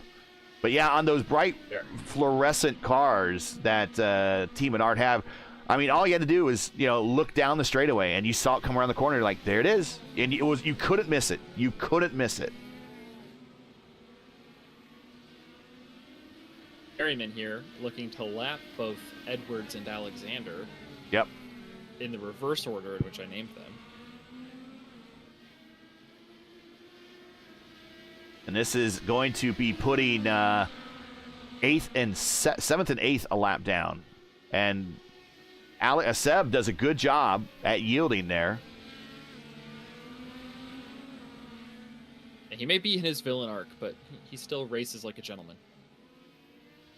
But I don't think he really wanted to do that, but he did the right thing. I mean, he's racing for position with Logan, who's right now ahead of our leader. So he didn't really want to do that. Logan hunted him down. I think not that Seb threw in the towel, but when somebody chases you down and then passes you, they got you beat. So. And it's not your day. It's not your day. Berryman on push the pass, trying to get a little bit closer to the rear of Logan's car. I'm sure Logan has been told faster traffic is coming. And to the outside, now to the inside. And pass is done. Berryman now has lapped up to position 6. He just put 7th a lap down.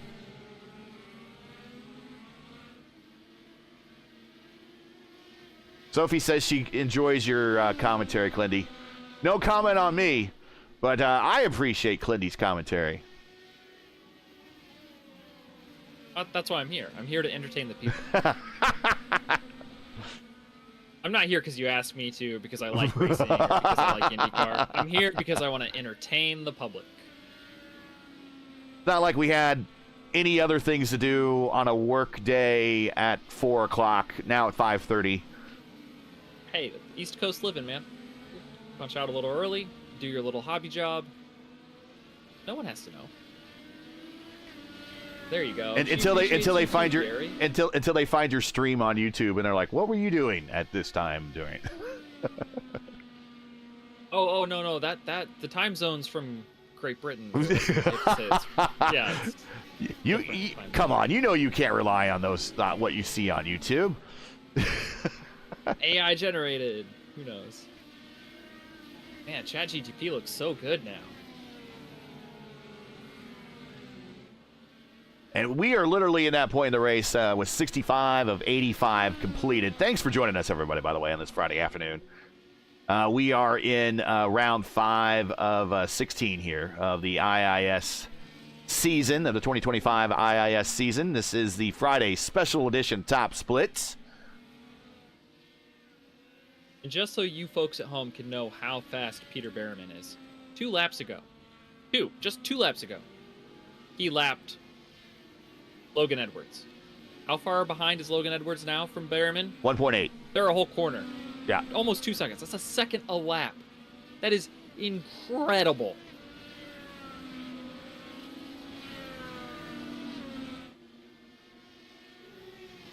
Battle for 17th.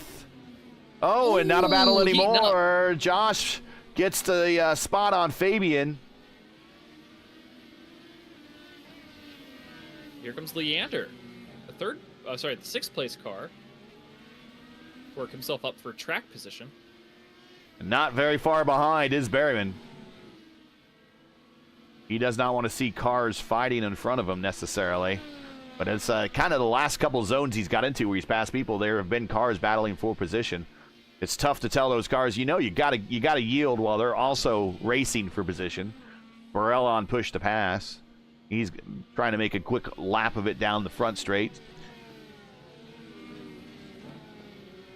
But again, if you're just joining us, you're watching P1's coverage of the IIS Special Edition Friday Top Split presented by 4D Racewear, coming to you from Indianapolis Motor Speedway for the Indy GP.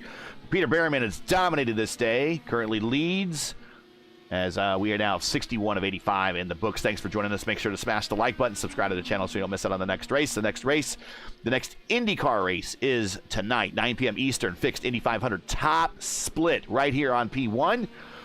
Also, if IndyCar is not your thing, and my first question is, why not? But if it's not your thing, the AMA is also tonight with Murph and Sam Crow at 8:20 p.m. Eastern Time. AMA is at, I want to say, Kansas for their Signature Truck Series.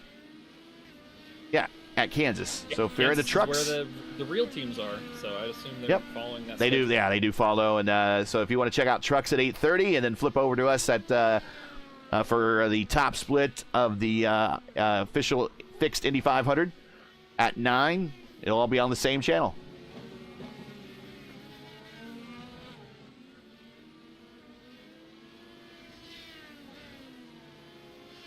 But 4D Racewear is the sponsor. Make sure to check out their line of sim racing gloves, shoes, and apparel. They make some great stuff. Visit them today at 4dracewear.com or click in the link in the description. Got a pair of Dakotas just to my right here. Those are the full-length gauntlet gloves. They're an electric blue. Love them.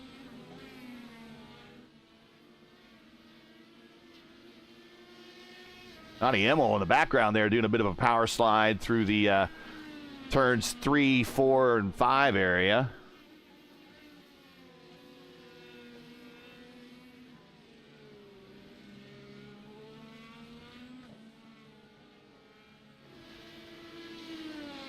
Here's your push to pass situation. 87 for Berryman, 186 for Hilgard, 91 for Burrell, Bruteau 77, and Immel at 112, Gabrielson at 177. So I'm going to guess Hilgard's going to spam the button after his next stop. No reason not to. No, yeah, you can't take them with you. I always say that. You got to use them. They're not rollover minutes in the old cell phone thing. No, you got to use them. Smoke them if you got them. Scott Dixon would be offended deeply by that statement. He'd say, "Excuse me, because I never touched the push to pass button, I was able to go 4 laps longer on fuel than everyone else, and I won the race." I can't help it if Scott runs push-to-pass.exe or something like that. Well, he's not on Penske, Gary.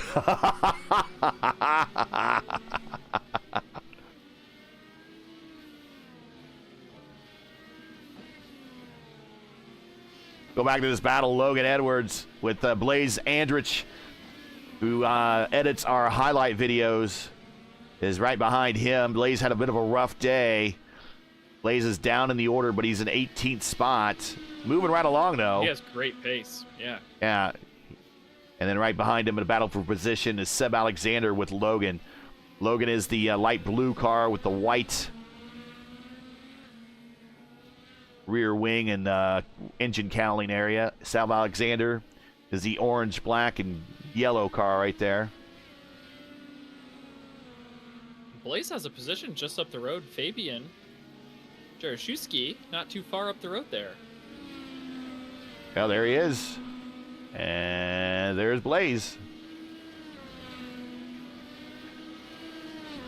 Blaze been working on his racecraft. He has definitely picked up his pace. He is one of those drivers that is an up-and-comer and is doing very well. Unfortunately, just having a bad day is not going to have a result to show for it.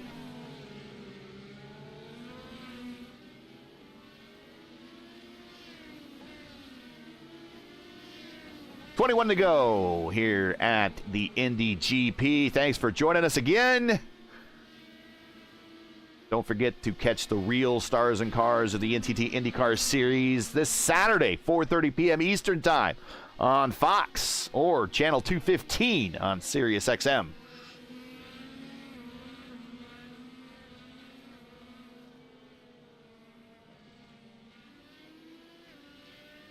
The month of May is rolling in earnest here in Indianapolis.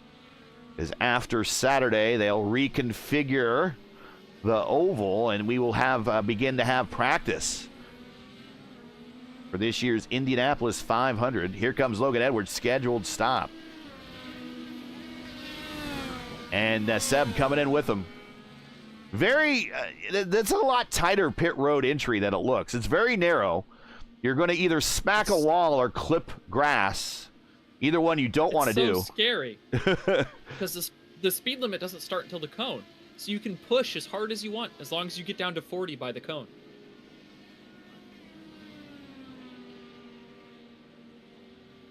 Not as bad as Spa's, but it's similar. If there are two pit roads I don't like entering, it's this one and Spa. I would say Barber has a bad one, and I would say Laguna Seca. Laguna Seca would have a bad one. I love Laguna Secas. I love it. Laguna Seca reminds me of the end of a roller coaster where you like whip around that last corner and then come to a stop on the chains. Yeah. I think Logan Edwards got in and out of his box or took less fuel. Yep. Then Seb Alexander gapped him quite a bit there on pit road. And they are on different tires here. Seb is choosing the alternates. Yes, he is. And he waited to the last stint to throw those on. He had to make the tire change. Not true. He started. Oh, that's on right. them That's right. Them last that is stint. right. That is right. I remember that now. I'm sorry. So much has happened. Memory's so short. It's okay, Gary. When you've commentated as many races as you have, it's okay to get them all mixed up. I'm getting pretty I've close. only done like 12 of these. So. You did 12 of them in Vor alone. You put more. I tell you what, I need to go get a count. I'm getting in the neighborhood of 500, I think. I'm getting in the neighborhood of 500. Well, I'm just glad I'm going to have something to do when I'm washed up and can't drive anymore. Maybe that was yesterday, so.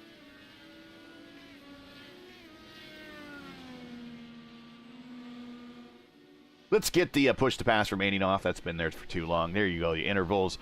You see the top four on the lead lap.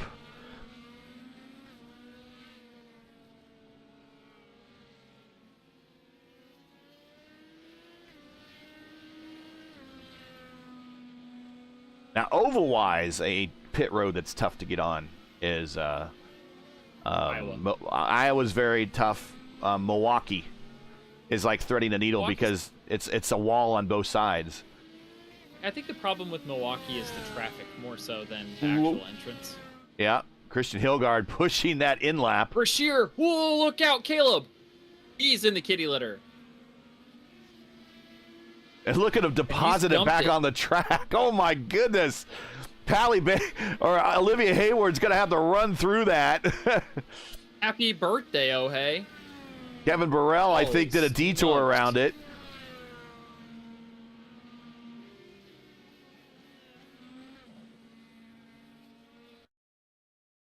So he was on cold tires. He came off, hits the button now. Now he can hit the button.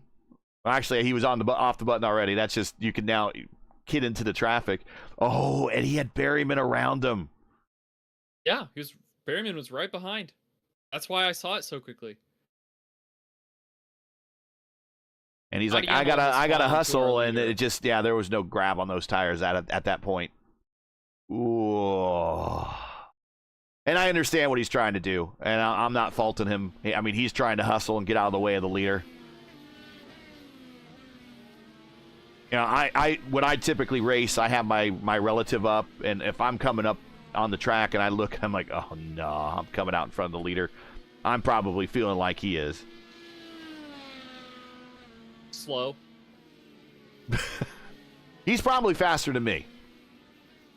Oh, Caleb? Everybody in this split is faster than me. Yeah.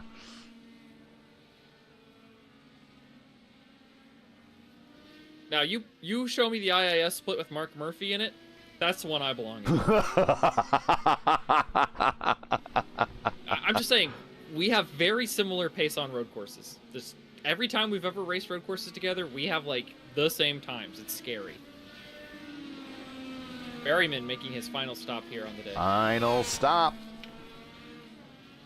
See, he's got the car yawed out at the maximum point of grip, like about to spin out coming to pit road with a 25-second lead. Peter's just built different. Yeah, let's since we got nothing else to really watch right now, let's watch this. Oh, let's watch it at full speed. And let's watch it from his point of view. And just show you video evidence of an alien in our midst right here. Yeah, this guy came on the shuttle yesterday from Mars. Elon picked him up at the spaceport and said, "Hey, this is how you drive a race car." He goes, "Oh yeah, I know." And he gets it within a half tire width of the wall there before having to slow down. Well, why wouldn't he? You know, it's easy. That's all the room in the world. There's plenty of racetrack there. Sophie says, "I'm so glad I had to work today because I'd get depressed with how good Peter is." Sophie, you just said you didn't like people making fun of themselves. You can't do that to yourself, girl. You're a perfectly adequate race car driver. Dibden, Couch battle for ninth. Dibden on the outside. Is he going to be able to hold on there on the exit of one? Through two, and he has the position. Tony Dibden, nice pass. Yeah, he's got those sticky, fresh red tires. Those alternates will light up real fast. Couch might get him back here at the end. Christian Hilgard, 109.8, purple lap. Oh, into the inside. Gonna protect. Well, Berryman just put on his first set of alternates, and they might have been a little cold this lap. So if it's not this lap, it'll be next lap. Yeah, we'll see what he put. He's on push to pass. He's pushing right now. Survey says outlap 141. All right, next time by, we'll watch. And he's got traffic in front of him. Pally's hustling. Don't care about traffic, Gary. He used his Jedi mind trick. Pally Bay got out of the way. This dude's from Coruscant, I'm telling you.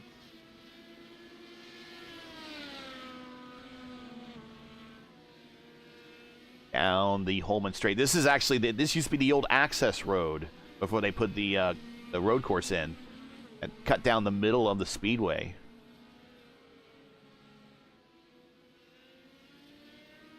Here he'll pop out in front of the Hall of Fame Museum, which just got renovated. It's open. I recommend everyone go check it out. I have not done it yet, but a very much an interactive process.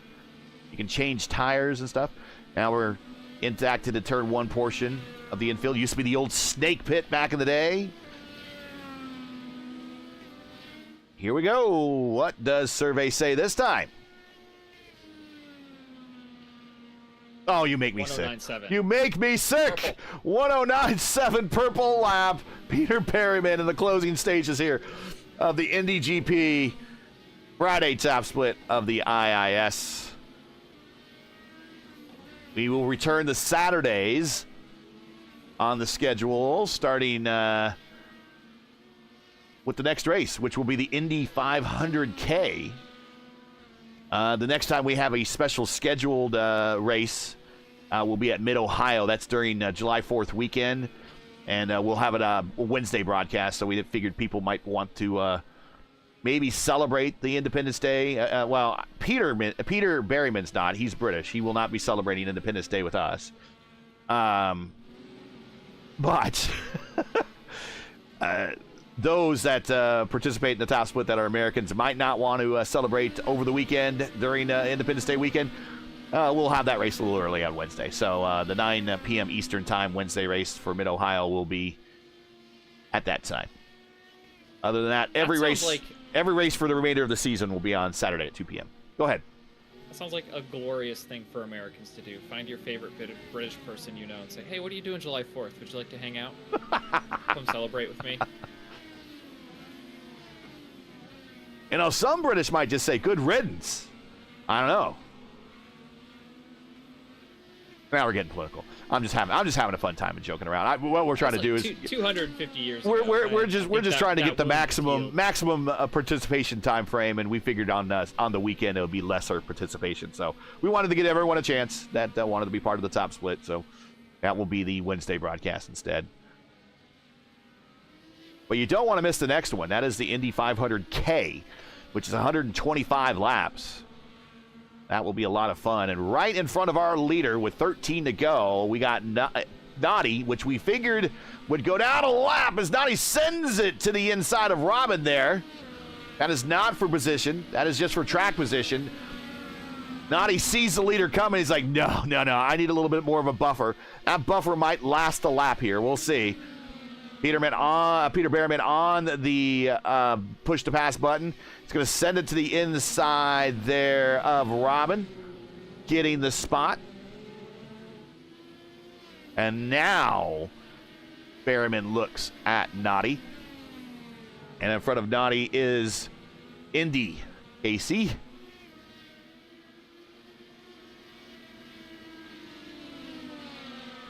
I do like the Indy at Indy name there. That works. Indy and IndyCar.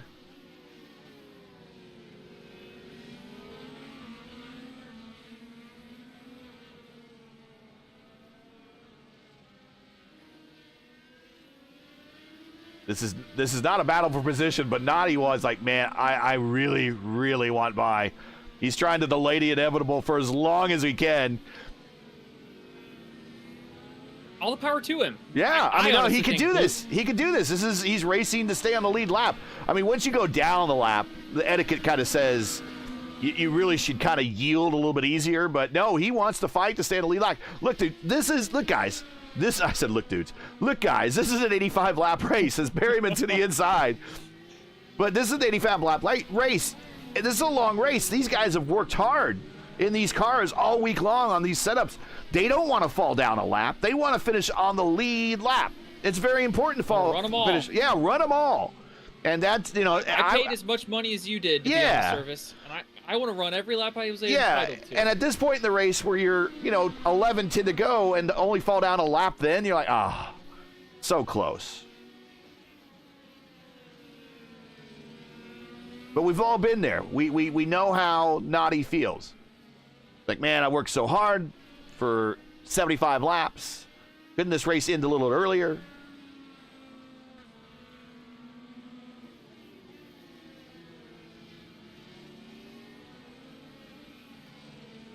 Yeah, I think IndyCar lengthened many of the road courses this season. That is the Scott Dixon rule.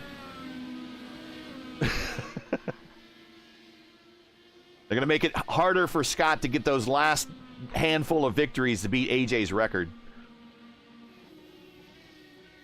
So I've seen some people talking about maybe Scott is starting to show his age here in the last couple of road course races. And I don't think so. I just think that it's Alex Palou is so much better than everyone else at this point.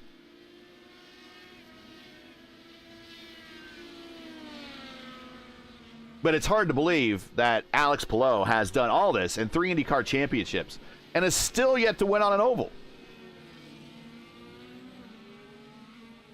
Now, people say that might change this May, and I wouldn't be surprised if he did indeed win the 500 to make that his first oval race win.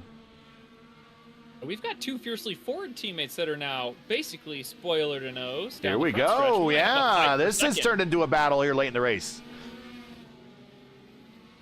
So if I were to ask you what rule 1 of racing your teammate is, what would you say? Well, in order to have rule 1, you have to have teammates. So we'll get that out of the way first. And the best way to break rule 1 is to lose your teammates, because it happens when you wreck your teammates. So rule 1 really is don't wreck your teammate. And rule 2 is? It's the rule 1. The rule 1. There you go. That needs to be on a t-shirt, I think. And again, this is Really, this is a bigger battle, really, for Kevin, who is, and we'll bring up the points one more time, just real quick. Kevin might say, "Hey, Christian, hey, buddy, I'm trying to win this championship. And any chance? Just, oh man, you got to save a little gas here over these last 10 laps." So yeah, Kevin is he's the points leader. And he's actually going to probably make some points here in this race because Nathan Moore has had a bad race. Yeah, and I don't anticipate the splits this weekend being bigger than this one due to the nature of the other races happening at Indianapolis. And my apology to my ATVO dev. I had a overlay ready set up that said not final version for that overlay, that test overlay we brought up, and I didn't show it at all. But I think we stressed it enough that it was not a final version anyway. So once again, not a final version. I've been very fortunate. The last time I think I had contact with a teammate was actually last year when we did the Ice Bowl races at Indianapolis.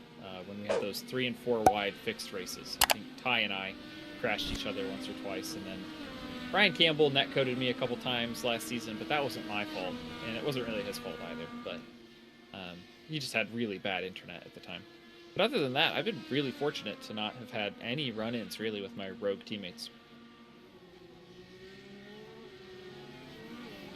This battle is stabilized to a point. And again, I don't know if Christian wants to help Hilgard out, or excuse me, Hilgard wants to help Burrell out by maybe yielding the position and give him a handful of more points in this championship. Or maybe Kevin's like, no, you're good, I'll race you for it. Or Kevin is like, no, I'm good, I'm going to make a good net gain, I don't think I need him. I don't know. A lot of people don't like team orders. Team orders has always been kind of accepted in IndyCar. I think as long as it's not blatant, right? You're not impacting another team, right? If Hilgard right now were out there blocking another driver, yeah, for Burrell to get around, that's a little different than pulling over and racing nicely with your teammate.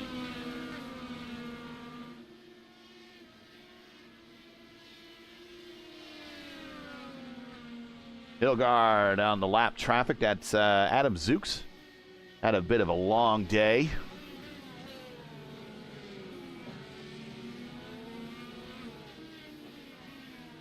Where is Berryman as a relation to all this? He is coming onto the front straight now. Mm-hmm. Yep, almost has second and third a lap down. If this race were 10 laps longer, I think he would get there, but it's going to be about...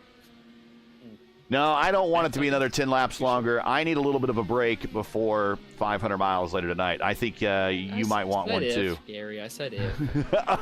No, I gotta qualify, man. I've got a 1500ths to find to get myself 100% into the top splits all weekend long. That battle for third battle for second's got closer because Hilgard caught traffic at the wrong time. Burrell is there. Well, Hilgard has all the push-to-pass in the world, though, so if he really wanted to, I don't think Burrell would ever get around. So yeah, this is 23 seconds left for our leader. 50 seconds with Hilgard on the button now. Burrell has only 18 seconds left. But he's right in the draft, so he's kind of getting a free push-to-pass boost that way. Yeah, Hilgard's been going to work. The last time I saw that graphic, I thought he still had 180 seconds left, so...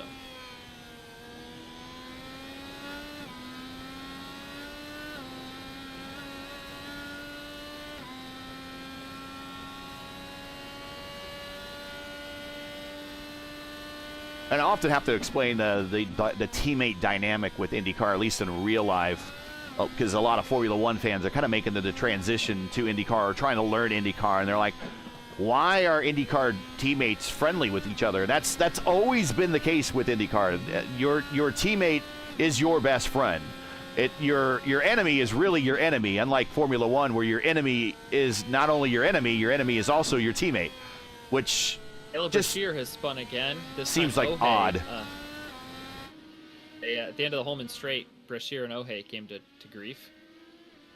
Oh, he's right in front of Berryman, too.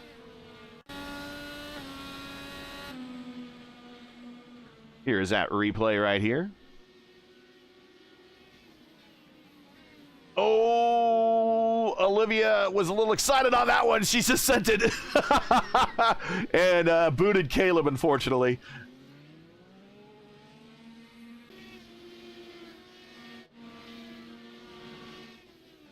Yeah, so in IndyCar racing, your teammate is really kind of one of your best friends. You work with your teammate an awful lot.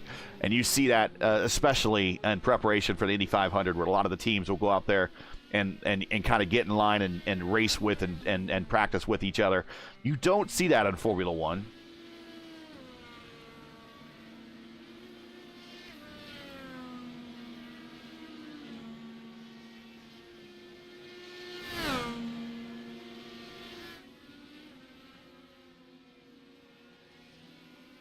Four to go here at the Brickyard on the road course.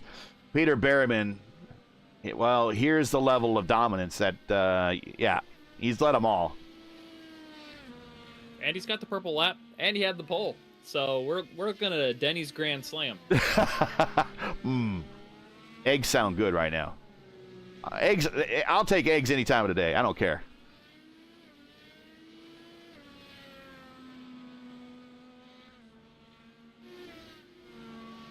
I'll take breakfast at the Brickyard for lunch. 3 to go for our leader, Berryman, who has a 49-second lead over Christian Hilgard. There is Christian. And just a tad behind him is Kevin Burrell. Kevin Burrell's fallen back a little bit.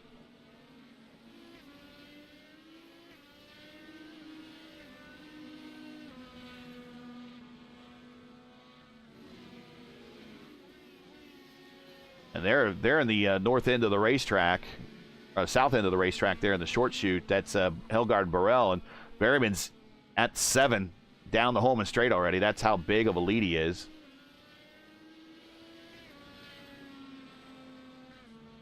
Well, once again, program note, later tonight, 9 p.m. Eastern Time, the fixed Indy 500 top split right here, P1.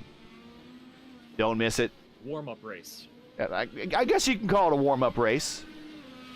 The theme this year is Who Wants to Be Famous? We using an old quote from A.J. Foyt.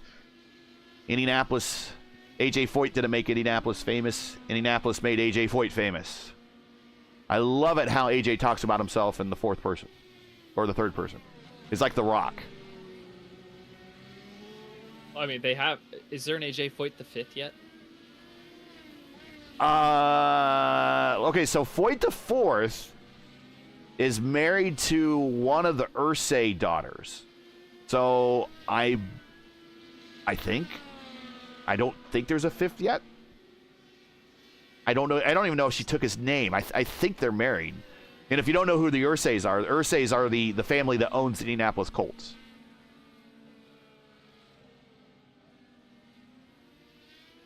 But I think she's the daughter that's not going to inherit the squad. I always thought it might be fun one day that it's going to be A.J. Foyt the 4th. Actually, the biggest thing he'll do in Indianapolis is eventually be in the owning family of the Indianapolis Colts.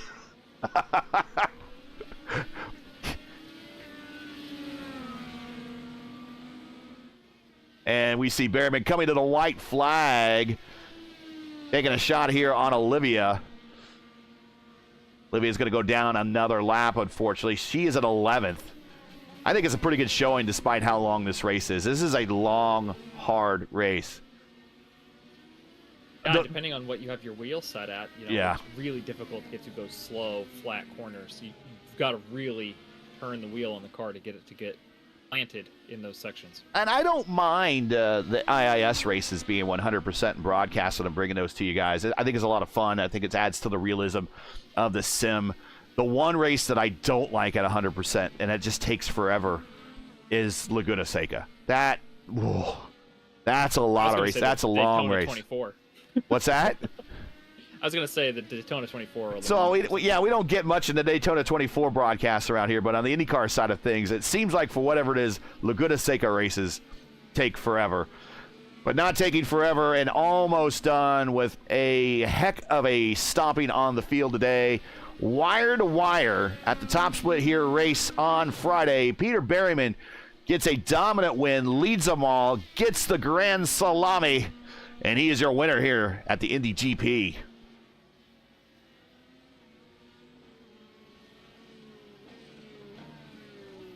Let's go back and check this battle between Hilgard and Burrell, and it looks like it is kind of stabilized.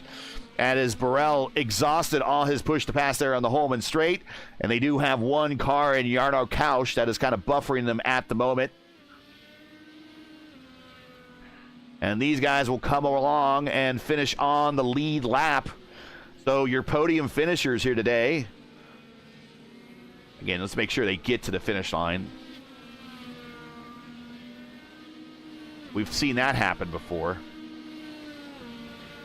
A couple of times. Yeah. Both configurations.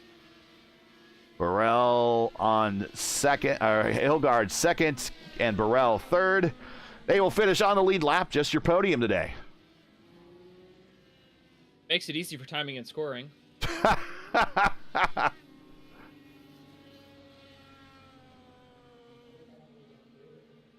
Yeah, again, Nadi Emmel and Alan Petro started on the red tires, picked up a couple spots each, and never gave them back. I think Seb Alexander floundered a little bit on the primaries, but he also went up too on that first stint, doing that same strategy. But I think he fell back down to where he started, more or less.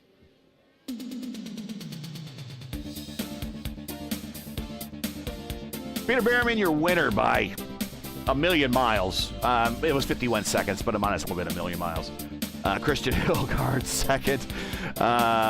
Kevin Burrell, the general, marches home in third. Brutto and Nadi, first car is one lap down, but a good finish for them. Top five, Brutto fourth, Nadi Emmel fifth, Gabrielson in sixth, Edwards seventh, Alexander eighth, Dibden in his debut here on the top split, along with Gabrielson. They come home in the top 10. Dibden ninth, and Jarno Kausch in 10th. Miss Excitement comes home 11th. Brashear in 12th. Miller 13th. Casey 14th. Andrich, good recovery drive for Blaze. 15th. Pally Bay 16th. Harker 17th. Rain in 18th. Moore, not the finish he wanted in 19th. Fabian in 20th.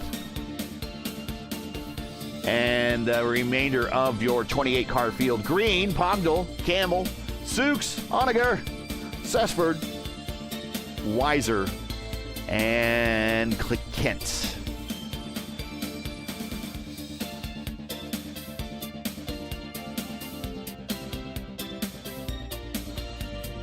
Berryman's fast on the track and fast into the interview room. He's here before either of the Fierce Four drivers. Because he missed his interview last time, and I thought, and I think maybe I told you this before the pre-race. Yeah, he messaged me and goes, "I'm sorry, I didn't know," and I'm like, "It's okay." I thought, since he's in the UK, that he just kind of took off for the day because, well, you know, people have things they need to do, and it's kind of later in the day there. I'll get him up here in just a second as we queue up some replays here.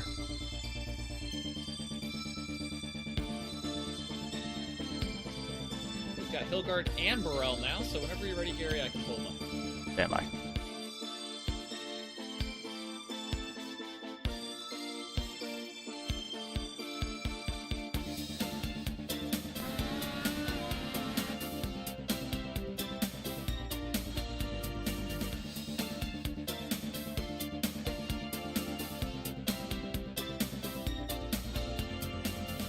All right, stand by.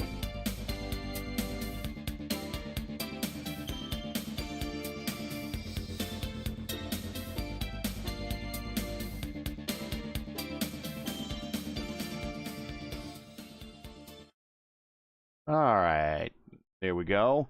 And let's bring in Kevin Burrell. And there he is. The general is here.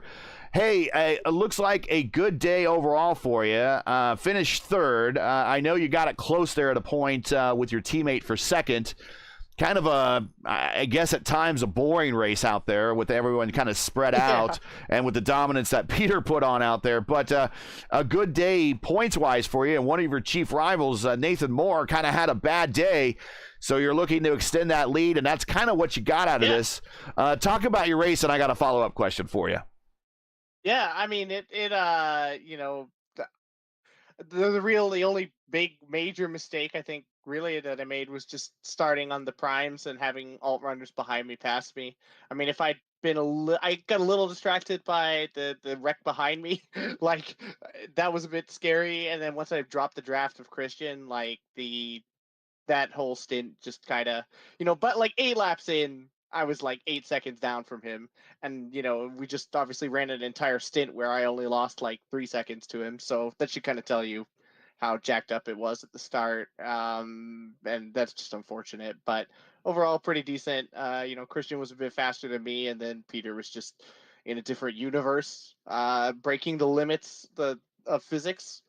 I mean, just insanity. There's not a lot more to say than that. I mean, that's just incredible. That's the benchmark, I know we've said Blocker's the benchmark, Phil's the benchmark, whoever's the benchmark. That's damn impressive. Quick question, and we kind of talked about it in the broadcast, and I'm not sure what you were talking with your teammate about. Was there any talk about team orders of giving you the position so you can get some extra points on Nathan, or you were just going to run it out? I think we just decided to run it out. I mean, if it had been like really, really close, maybe there could have been some discussion. Who knows? But mostly, if anything, just not to wreck. But with Christian coming into the pits a lap later, he just kind of had a pace advantage the entire time, and it was like that was just going to be, we took it the way it was. He really deserved it by a lot anyway. He had a bit of a pit fumble in the final pit stop, and that cost him. He should have been about maybe another 20 seconds up the field on me. So I do not begrudge him getting second at all. Go ahead, Clindy. Yeah, so you've already shouted out your teammate. Do you have any other sponsors, friends, fans, or family you'd like to shout out? You've got the bronze medal. The floor is all yours. He knows the P1 drill. Docs. Yeah. Fiercely forward. If you're looking for a setup for the Indy 500, I have it on good authority that the P1 Docs set is quite good. Very good, in fact, actually. It was made by the current fixed pole sitter, Hamilton Akabueze. And what a pole, by the way, I'd like to point out. Well, did you see his win last night? Yeah, I did. I mean, I have a feeling we will be seeing more from him. It's just a small feeling. He is making that fixed set work like a madman. So, yeah, and I mean, of course, I think I'm sitting in 37th right now in fixed qual. So, we will. I need to go to bed now. I cannot run the P1 race, unfortunately. Hamilton will be there, I think. But yes, I will try and run next week. Of course, I think I should be able to run the P1 race. So I will see you guys there for that. For sure. Sleep's highly underrated. We'll see you at 9:00, man. Yeah, exactly. Great.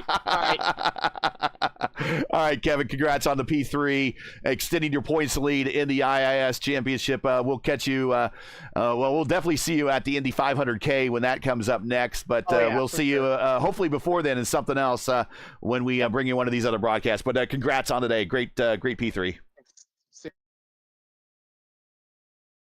All right. Now we going to bring up Christian Hilgard. Here he is.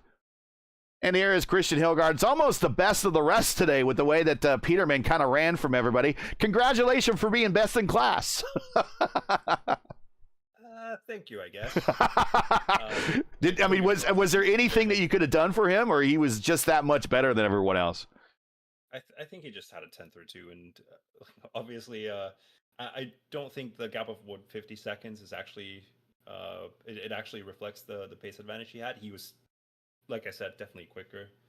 But I fumbled the strategy, and then I fumbled my pit stop, and then I nearly spun. I just had a very, very messy race overall.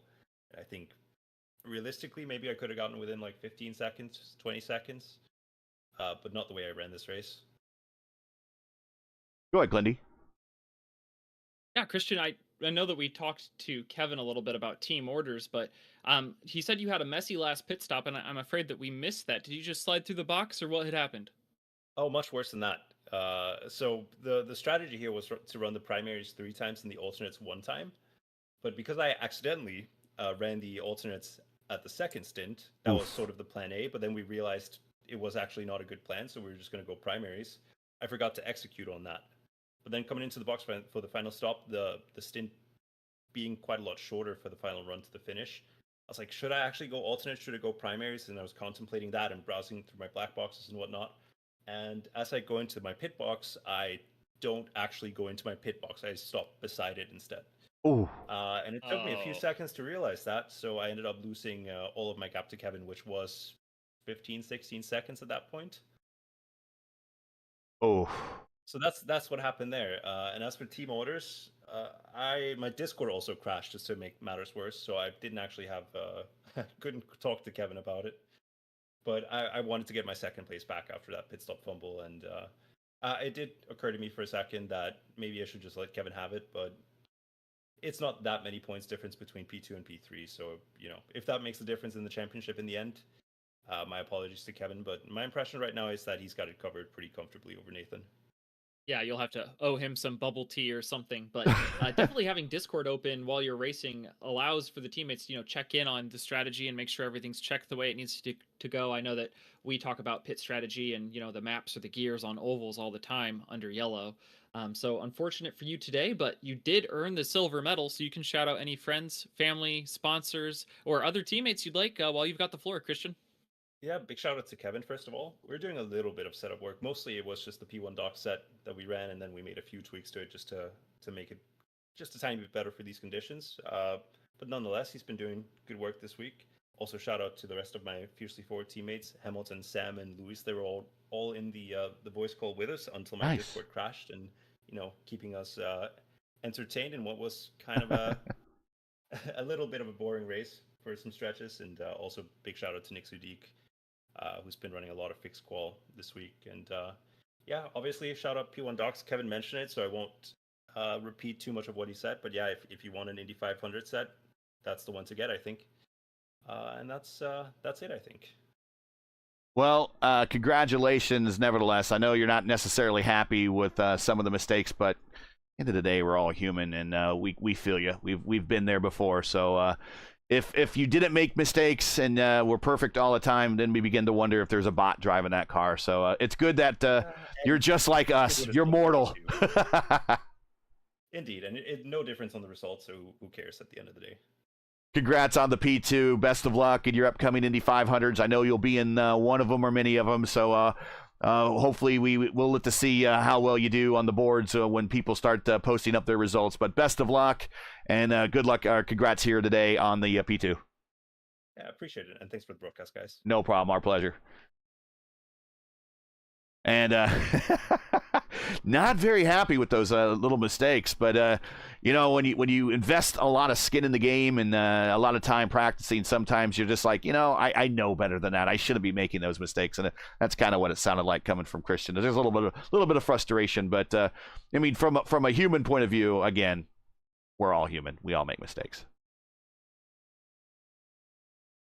Let's bring up Peter Berryman, and also bring up Justin Petshower. We'll just bring him in here on standby. But Peter Berryman, congratulations, sir. The Grand Slam. Did it all. Congrats. Led them all. Got the win, got the pole, got the fastest lap.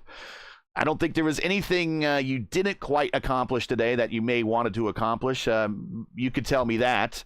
But you whomped them all. Congratulations. Good to have you here for the interview.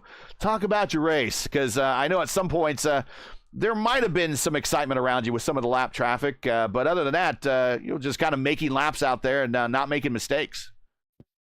Yeah, thanks very much for having me. Yeah, I think for the most part it was a pretty lonely race. Outside of the first stint, Christian did really, really well. Kind of surprised me a little bit with how well he was keeping up in the slipstream. I think once we sort of broke the slipstream, you could see the gap started to grow from there. I think he had some sort of issue in his pit stop, which obviously I don't think 50 seconds is where it would have ended up, probably somewhere around the 30 second mark. But Yeah, for the most part, a pretty lonely race, but still a lot of fun. Go ahead, Clinty. Peter, we said you got off the rocket ship today and then strapped into another one. What's it like being from outer space and just having everybody covered? Yeah, I mean, I'm a pretty big fish in here at the minute, but I know that there's I know there's a lot of bigger fish out there somewhere hiding. So yeah, I'm not gonna get too big headed. I know there's a lot of faster guys out there on the service, and I'm just here trying to have a bit of fun, trying to learn a few things for the months coming up. Well, putting almost a whole lap on the fiercely forward duo behind you who are leading the IIS points is quite the feat. So you have most certainly earned the top spot of the podium today. You can feel free to shout out any sponsors, friends, family, or other teammates you'd like. Take all the time you'd like. You won the race. You've earned it. Yeah, I'd just like to say thanks to you guys, putting on the broadcasts. That's really, really big for the community. And yeah, thanks very much. That's all I've got to say. Well, it's good to have you here. Congratulations on the win. Now you can shift focus back to one of those Indy 500s that you're going to be in undoubtedly this coming weekend or weekends. So we will maybe catch you at a future IIS race in the coming up, maybe Indianapolis, maybe something after that. But it's good to see you, good to talk to you, and congratulations on the win. Yeah, thanks very much, guys. Have a good night. You too. All right, Justin Petshower, the ambassador for the IIS here in the booth with us. Justin, to go for you. Well, let's see. Split 3 out of 5. Car number 2. Saw that there was hardly any familiar names in there. So I was like, you know what? I'll just bite the bullet. Not qualify. Let the chaos happen. Yeah, the chaos happened. let's just say that. Were you involved in the chaos, though? No. I had a front row seat. Okay. I bet that's what I was thinking. So how bad was it in the turn 1?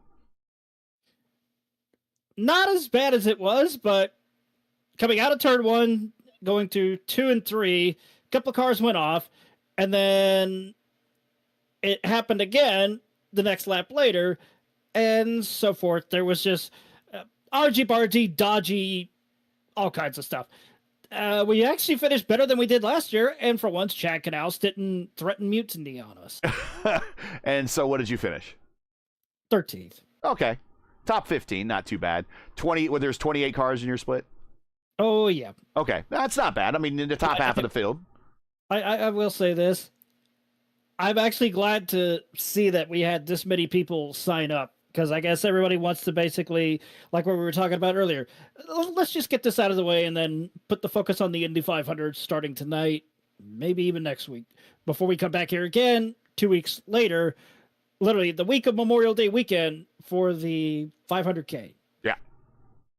Yeah, a lot of oval racing ahead of these guys here for the next basically 3 weeks. So yes. Yeah. Other than that, it was a fuel mileage race, a fuel strategy race, correction, as well as it was attrition.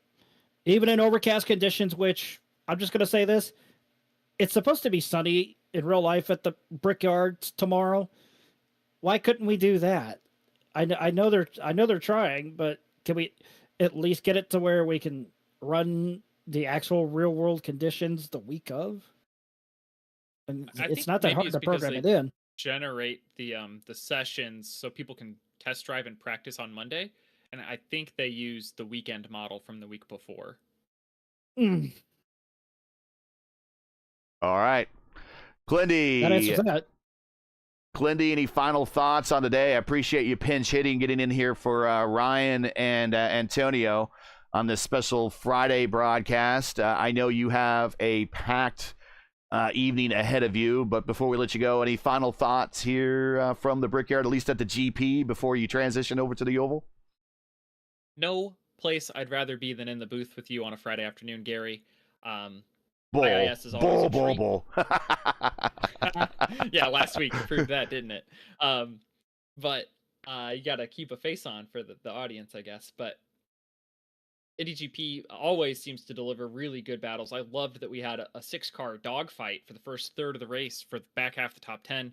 That was an absolute treat to watch, and I will go back fondly and watch this broadcast again in the future, just because I really, really enjoyed that. It's not often you get to see that many cars under a blanket in any surface, any discipline, any track, anywhere. So that was one of the highlights of the year for me. But I look forward to being on the track when we do the 500K in a couple weeks. So maybe don't bet on me, but I'm looking to make some noise. So we'll see. I hear the P1 Docs set's pretty good. I don't know. The Rogue Racing set is better. I will tell you that right now. So I know you've been working hard, but I have been programmed now listening to P1 Docs. Our sets are pretty good. Well, if you need a set, go buy from P1 Docs. I'll tell you what, if I shared with you what I raced last year, you'd need a pair of 4D Racewear gloves to hold onto your steering wheel, because that thing was a handful. But this year it's going to be way better. Before we get out of here, checking chat, Olivia Hayward says, I have become that which I sought to destroy.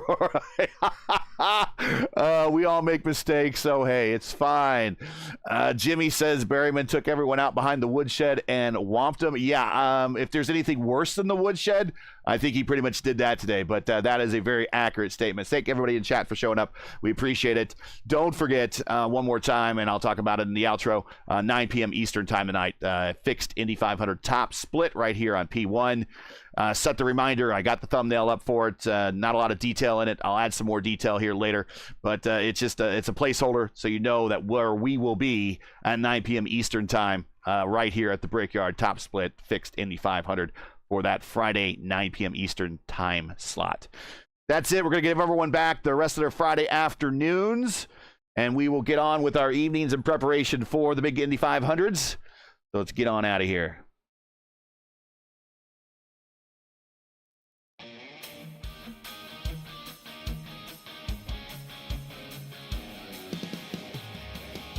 That's it for today. Once again, your podium here from the Indy GP at Indianapolis Motor Speedway. Peter Berryman, dominant day, grand slam. Can't get a much better victory in a car here on this service than what he did today. Big win. Finishes first. Christian Hilgard second, and Kevin Burrell, teammate, in third, and our points leader coming out of this round into the next one. So he continues to lead. We'll see what that points lead is when we get to the Oval. Join us again Saturday, May 24th, a day before the real 500 at 2 p.m. Eastern for round 5 of the 2025 campaigns as the teams and drivers take to the historic Oval for the Indianapolis 500K. Yeah, that's right, 500 kilometers. It's our biggest race of the season. Coverage returns to our normal Saturday time slot at 2 p.m. Eastern time. Again, that's 2:00 p.m. Eastern on Saturday, May 24th. As always, for the correct broadcast time in your area, you can find everything right here at YouTube at youtube.com/@P1 Broadcasting. Hey, we love bringing these races to you, and they're not easy and require time and money to produce. If you share a passion for the sport of IndyCar and enjoyed our coverage of the IndyCar iRacing Series, please take time to visit our GoFundMe page. The link is in the description, and donate to our 2025 broadcast fund. We do need your donations. Yeah, you see, we're working on a new overlay and everything. None of that stuff is free or cheap. We realize times are tough, so any contribution will be greatly appreciated. We want to thank you for watching and make us a part of your YouTube viewing on Fridays, Wednesdays, or Saturdays during NTT race weeks. We appreciate it. Now, as you know, the YouTube algorithm game is not easy, so please help support P1 with the weekly grind. Leave a comment below. Let us know your thought of today's race. If you enjoyed today's coverage, support us by smashing like in the video. If you're new, click subscribe, and while you're at it, hit the bell for weekly reminders so you don't miss out on more P1's other iRacing programming, including race 2 of our day-night Friday IndyCar doubleheader. It's the fixed Indy 500 top split right here from Indianapolis at 9 p.m. Eastern time.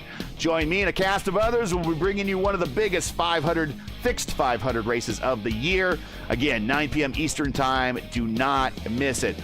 P1's IndyCar iRacing Series top split coverage is presented to you by 4D Racewear. Check out their line of made-for-sim racing gloves, shoes, and apparel. Visit them today at 4dracewear.com or click on the link in the description. Track cams for this race are provided by Whiplash Sim Cams. Get the most out of your iRacing experience with Whiplash Sim Cams. To learn more about Whiplash, like them on Facebook or follow them on X and Instagram. Links are in the description. For business inquiries and learn more about P1 and what we do, like us on Facebook. You can follow us on X and Instagram. You can follow all of our social links on Linktree. The links are in the description. So, For Clindy and JP and everyone here at P1, I'm Gary Gotzo saying all thanks for watching. And to all of our men and women serving in the military and as first responders, Godspeed, God bless, and come home safe. Make sure to catch the real stars and cars of the NTT IndyCar Series this Saturday afternoon, May 10th at 4:30 p.m. for the Sanzio Grand Prix at Indianapolis. You can also follow the action on your Fox affiliate, on the Fox app, and on the IndyCar Live app if you're outside of America. Or just join Mark Janes and the gang on IndyCar Radio on SiriusXM Channel 215. Be sure to check your local listing for the correct broadcast times and stations in your area. You can catch us again Saturday, May 24th at 4 p.m. right here at Indianapolis for the next race of. Actually, it's 2 p.m. for the next race of the IndyCar iRacing Series Saturday. Top split on P1. Have a great weekend, everybody.